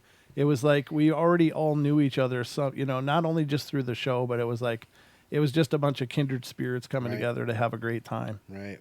Yeah, it was awesome. Yeah. Absolutely. Absolutely. And you know what, honestly, you guys probably knew you were totally safe anyway, because the amount of solid people that were there, if someone weird would have shown up, it would have kind of been a collective, Yeah. Yeah, absolutely. But brother, you were awesome. It was really cool. And thanks. And yeah, we're Don and I are just throwing around ideas now to put together another one of these. But we'll be sure to let the cat out of the bag when we get some more specifics. But it's definitely something we want to do more of too, and we would love the participation as well. So if you can make the next one, brother, I'd love to see you. It'd be super cool if you guys went west. What so find us someplace that would be really interesting west, because you got the Cascades right there, and you got all the mountains up and down that coast right there, and something in eastern Oregon or southern southeastern Washington would be kind of cool, but even though like I said, we've got all that wetland over there in the Portland area and up and down the coast there. Find us something good. Maybe we can look into it. Absolutely. Yeah, if you find us a place to go, brother, we'll definitely put it on the roster. Well, if you guys are into something really dark, go to Portland. But I'm not into that kind of thing. That's too negative for me. I mean, I need to stay positive. Sure. But I know some very good areas in Central Washington. We can meet up. Cool. Yeah. Just fire me an email with some ideas, and we'll look into what it would take to get there, and we'll do our best to make that happen. Are you there? Well, that's not why I called. I definitely wanted to know. Yeah, I definitely wanted to just tell you guys thanks for the open invite, and thanks for just being awesome people. Thanks for bringing the repel. The repel was very handy. That was all Titan. Yeah. That was all Titan. Titan was definitely the Boy Scout for sure. But yeah, thank you, brother, and thanks for making that journey and being a part of the family. And you guys really made it special. All you guys, you and Cha-Cha and Titan and MCAT, you guys made this experience incredible. So thank you for being a part of it. It was just amazing. Well, again, thanks for giving us the place to meet, and for us to all come together, because that was amazing, and I really enjoyed it. And definitely shout out to Titan, Cha-Cha, MCAT, and for sure Duke. For sure, the Duke saved me. He took me in when my car broke down, and I can. Oh, sorry. Yeah. That's awesome. Took me to his house, and he came and picked me up. Awesome. Gave me a place to be, and we hung out and had a great time. He took me out in the woods, and we walked around and looked at some of his areas. It was great. Well, that's cool. I can't ask for a better birthday weekend. Yeah. Even though my car broke down. Well, that's cool. I would have paid $1,040 for that experience anyway. Well, we'll remember that next time. Hopefully you won't have to ever pay that much again, but we'll put together more of these, and as we do, we'll definitely try to make them available to people. If more people want to come, that's great. Right. Yeah. It's a good time. It's still baffling that they came to talk with us, though. I know. It's like, what? That's really cool. It was really cool. But yeah, brother, you're welcome anytime. You're part of the family. Absolutely. Thank you. And honestly, it's a super bummer that you lost some of that recording, because there was a point when we were at the mayor's house, yeah, and the the portal kept saying your name and Titan. Yeah. And I thought that was really strange that not that personal. You know, Like it pulled up his online name. yeah, that is really It bizarre. said Brent and Yeah. Titan like 3 times. Mm-hmm. Well, the beauty of it is that MCAT was also recording at that same time, so I'm pretty confident that he has copies of Yeah. those. So we'll get that all that information pulled back together and rebuild it. But yeah, it's a good time, brother. We'll have it all. Awesome. Well, love you guys, and I love the whole chat family, and look forward to the next one. And I'll always be here lurking at least. Awesome. All right, brother. Thanks again. It was great to hear from you, and thanks for calling in tonight. All right. I will talk to you guys next time. All Okay, right. good night. Night, bud. Very cool. We do have another call too. Oh, This one's coming from New York. New York. And it's area code 518. You're on the air. Hey, how you doing this evening? I'm doing well. Who are we talking to? This is Adam from the BLB. How you guys doing? Adam. Brother, how you been? We're doing good, man. We're What's doing up, my good. man? How's it going? Johnny Long. Hey, good. Doing really good. Just here checking some stuff out. It's been a long time since I've kind of been around the whole scene and kind of been back into it lately, and just wanted to get on here and tell you guys thank you so much for what you're doing. It's always entertaining. It's always so cool. I love the chat you guys are doing tonight. It's really fun. Mm-hmm. Thank you, brother. Yeah, it's always a great thing to turn on the lights every night and to have this experience. I'm very blessed. We're very blessed because we truly have the greatest audience in all the paranormal internet shows out there. We got the best one right here, and thank you for being a part of it too, brother. You've been not only a guest on the show, but you had me on your show, which was a lot of fun. Yeah, it's really good to be on here with you guys. I just wanted to say quickly, me and Jake, we haven't been a part of the scene lately. We've been doing a lot of other things and getting our gardens going in and stuff like that. Uh-huh. But we do have something in the works. Oh, We cool. do have something in the works. We're going to be launching the Clara episodes here in the next couple of weeks. I'm not plugging this on your channel. I'm just saying it's something that you might want to be looking out for. Oh, And Wendigo. I mean, I think about that all the time, and it's just like this creepy feeling. Skinwalker is one thing, and that's like not anywhere near where we are. But the Wendigo thing, I just get this like really decaying type of feeling in my soul when I think about this thing. yeah. Like something that's just like, this voracious appetite, and it's like almost like this weird Walking Dead, weird kind of spiritual, in between physical and spiritual. It's just so creepy, and I just wanted to give you guys a little bit of that. I mean, from my perspective, Yeah. just don't know where it's at, don't know what it's all about, but man, it's one of the freakiest things I've ever seen. Oh, you've seen it? Ever heard of. Oh, okay. Yeah, I think so too. I mean, Well, horrible. ever seen it on documentaries? Yeah. Stuff like that. Right. Wow. Yeah, I know it's one of those things you hear, and just about everything about it just feels like contrary. Just like it's such a dark and twisted thing, whatever it is, and I don't pretend to know, but all I know is just I just on a very intuitive level, I just want to push away from it. It's not even really comfortable to talk about. Yeah. Yep. Exactly. It's like I can actually wrap my mind around Dogman a little bit more than I can the Wendigo. Right. And for some reason, it's just like it's such a weird.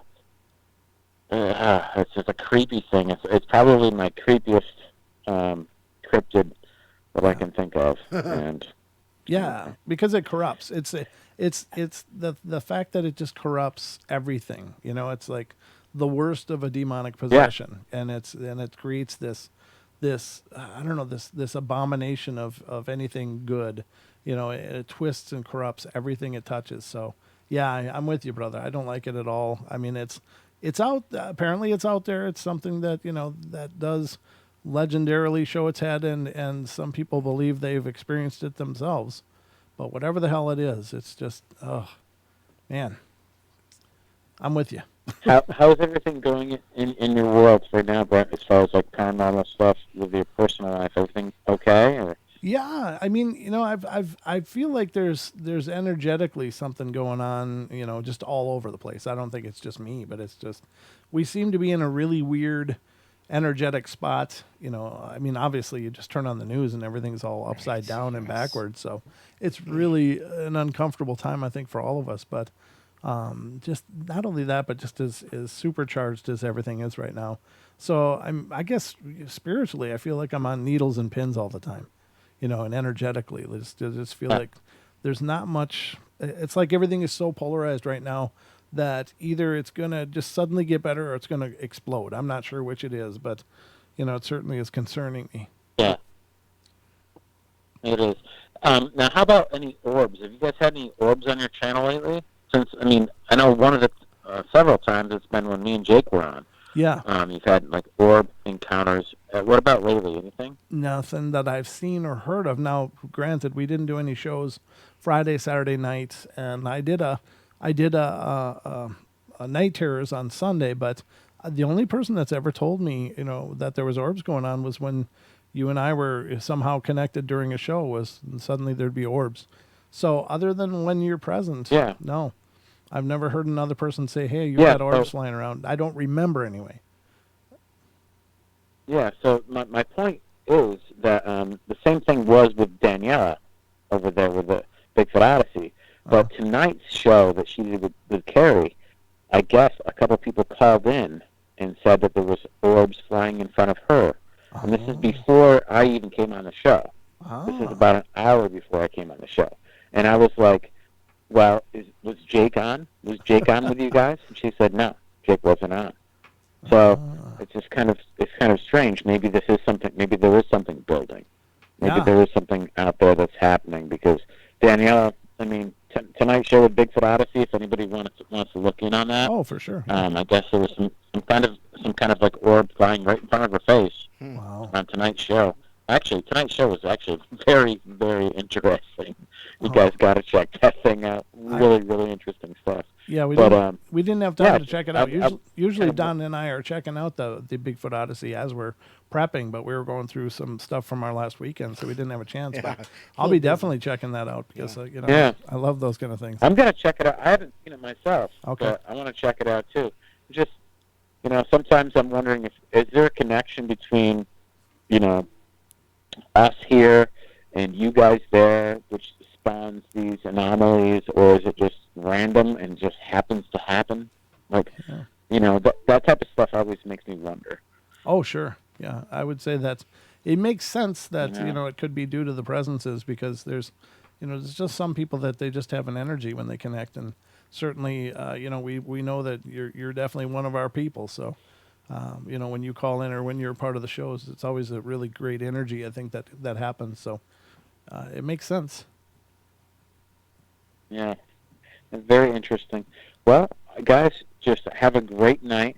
I'm going to keep watching the show. All right, brother. And I'm going to keep commenting in the chat room. Okay. Donnie Long, I love you, brother. You have a good night. All right, man. Really good talking to you guys. All right, take care, Adam. Miss you guys, and hope you guys are safe and be well. Yeah. Thank you as well, brother. Thanks for calling in. All right. Yes, sir. You got it, buddy. All Okay, right. later, guys. See ya. All good here, my friend. Yep. All right, we got another call, and this is coming from our area code 701. You are on the air. Well, hello, gentlemen. Long-time listener, first-time caller today. Today.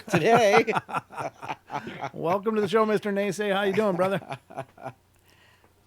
I am doing delightfully, wonderfully, fantastic, as much as the universe allows. Thank you for asking.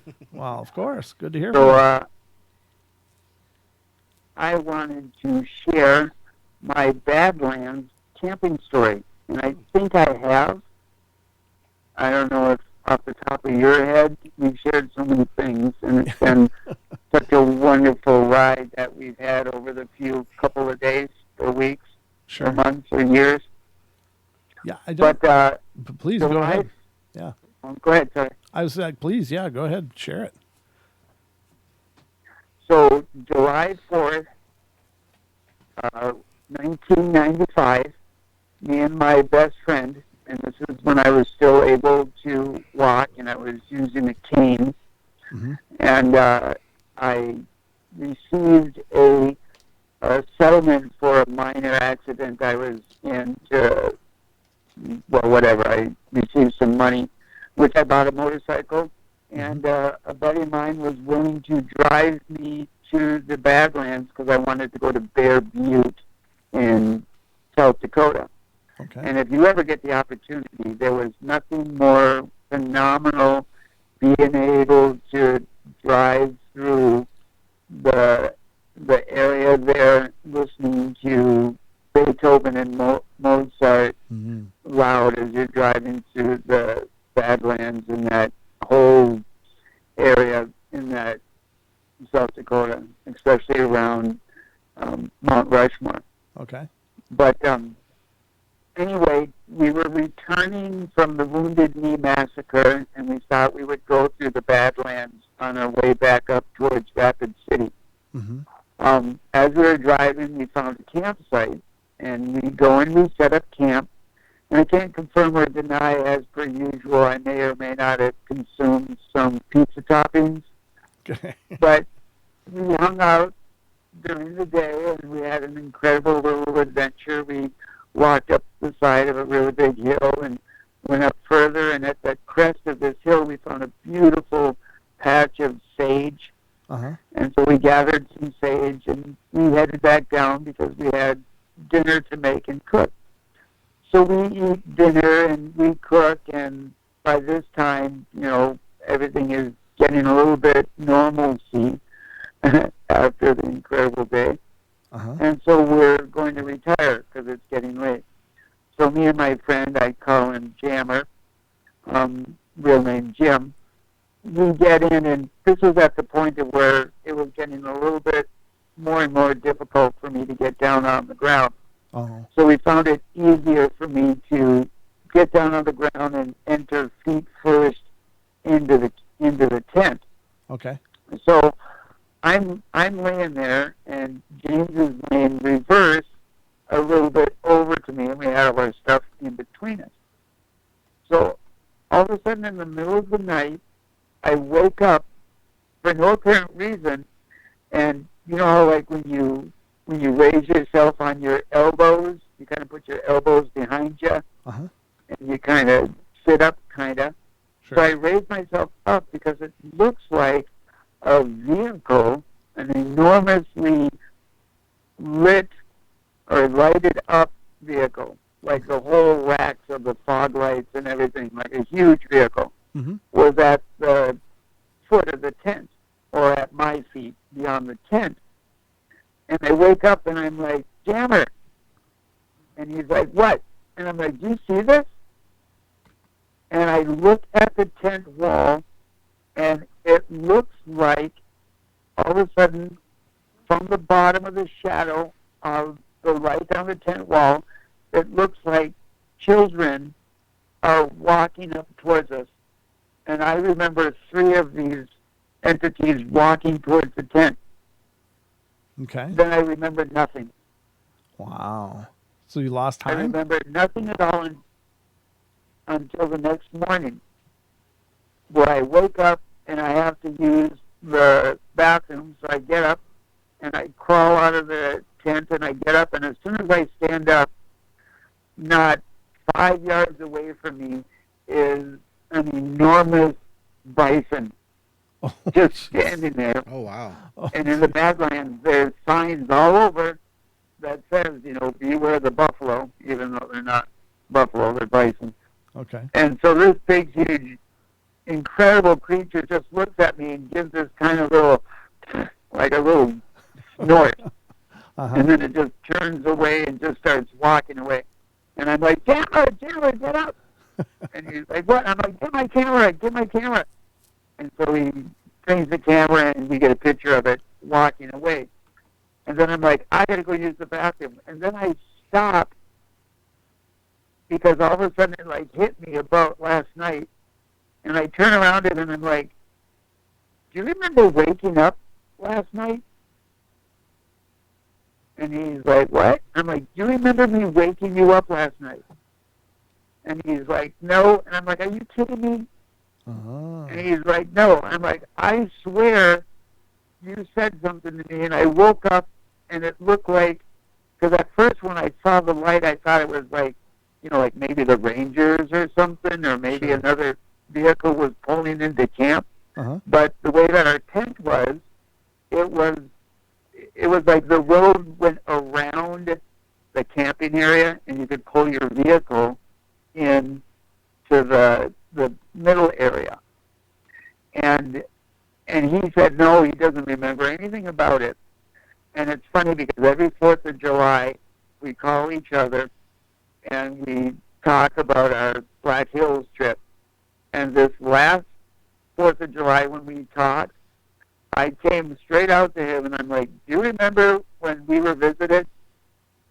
He's like, "We weren't visited."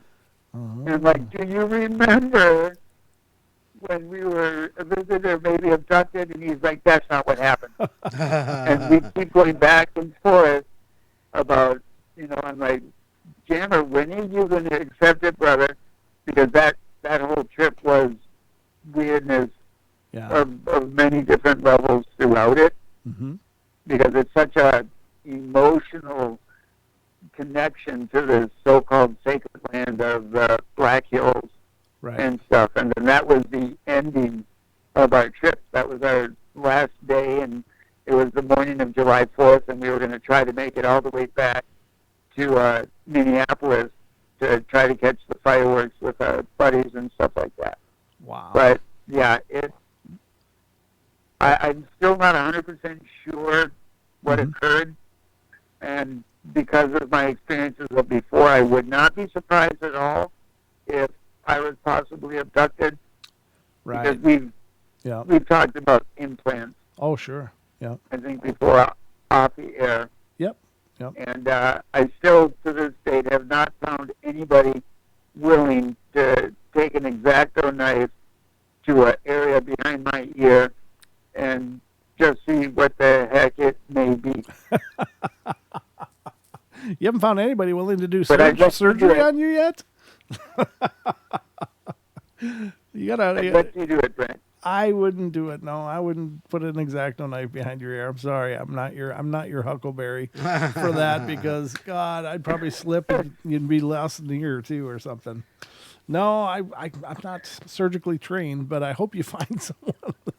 I hope you find someone that will, because I believe very much in that stuff, and I think that people have had some incredible things pulled out of them that don't make any sense that they got into them in the first place. I do believe that those things are real, but I think, really, honestly, if you're going to have someone dig it out, make sure they know what they're doing. Because, God, there's lots, especially in the head, there's lots of major blood areas that you don't want to get wrong. Yeah, don't let them dig it out of your head. So just be careful, my brother. Right. Well, I've actually looked into it Okay. to have it removed, Okay. but over my experiences, I think it's a positive thing, Okay. And it could be. Yeah. and I'm okay if there's entities that are watching over me, Sure. because to this day I still can't explain how I survived that garbage truck accident. Yeah. It makes no sense. That's true. And if I may, can we expand a little bit on the when did I go? When did you go? Because When, he didn't say well, when to go. Oh. Okay. Yeah. By all means, please. because as an enrolled card carrying pedigree with my BIA number tattooed to my forearm like they did to the Hebrews or the Jews in the concentration camps, I also have my own concentration camp, but we call them reservations.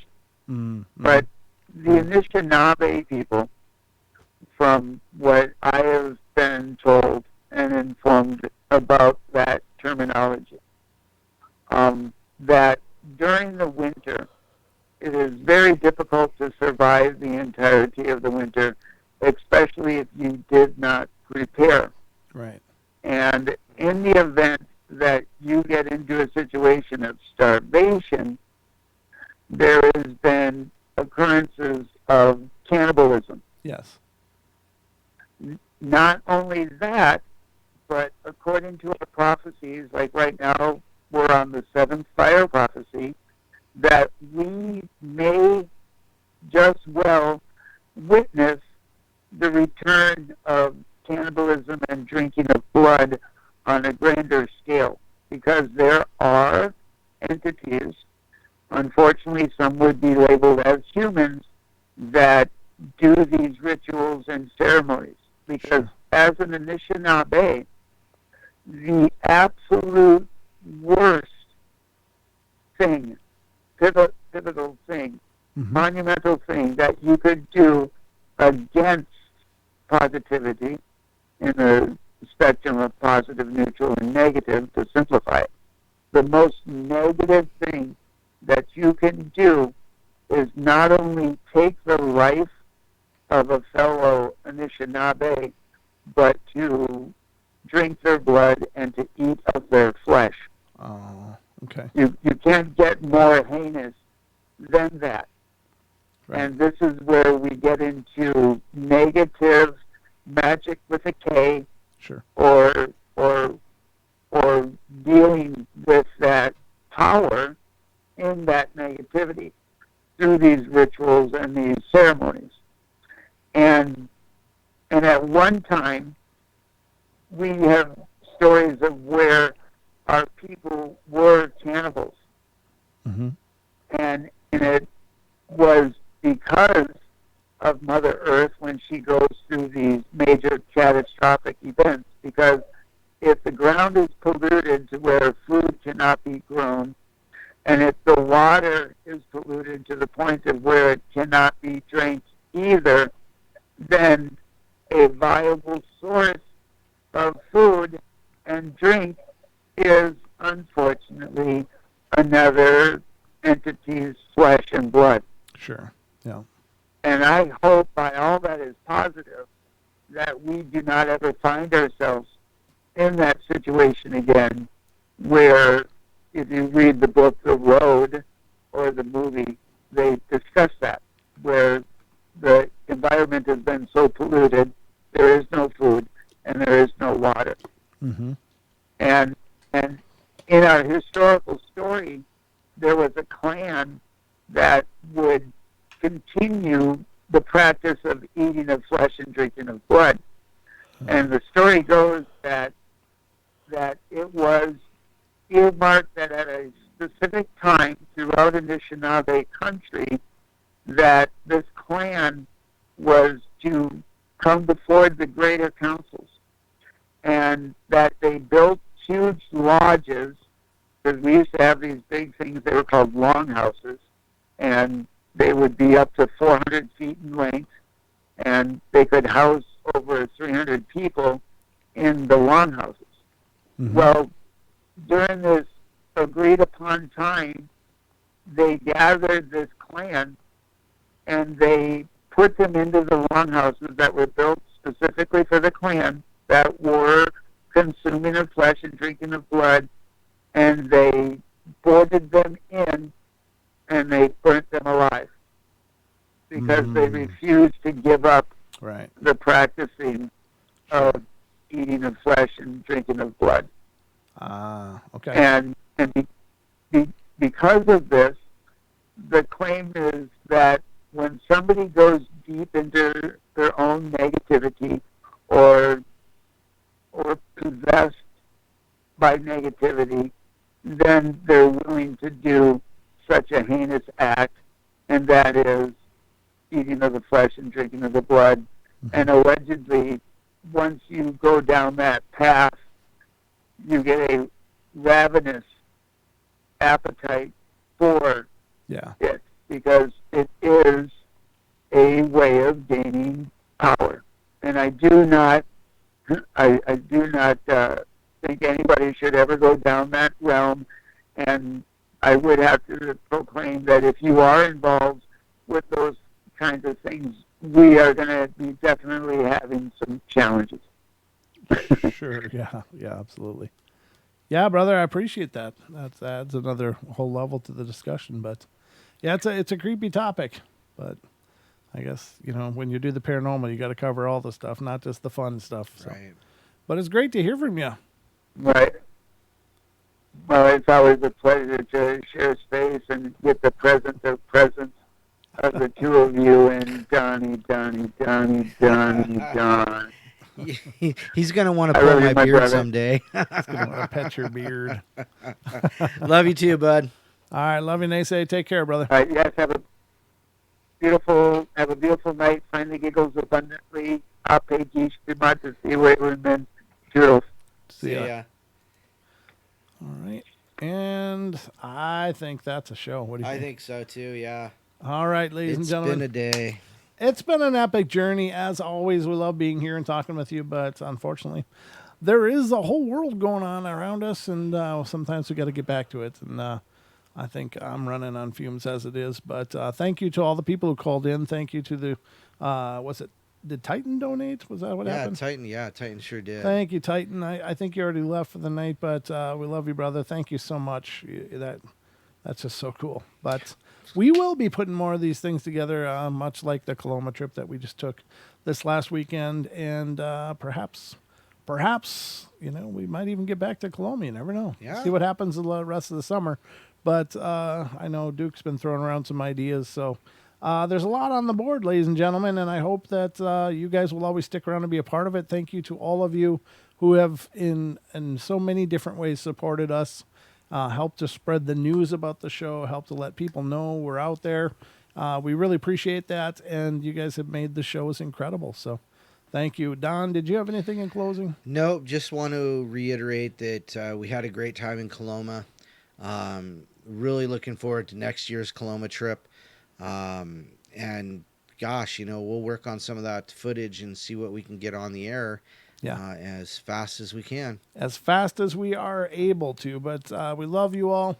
Be good, be kind, be nice, take care of each other, help each other out, especially nowadays. God, you make sure to help out as many people as you can, because we got to offset some of the crazy out there. There's way too much crazy out there, and a lot of hatred and anger, and we gotta diffuse that. And I think the only way you can diffuse it is with as much love as you can give. So do what you can, ladies and gentlemen, to make it a little brighter and nicer out there. But find the magic in every day, and remember to smile and laugh as much as you can. Love you guys. Have a great night, and I'll be back tomorrow with the Night Terrors. Good night. So I will see you then. Good night, everybody. Good night.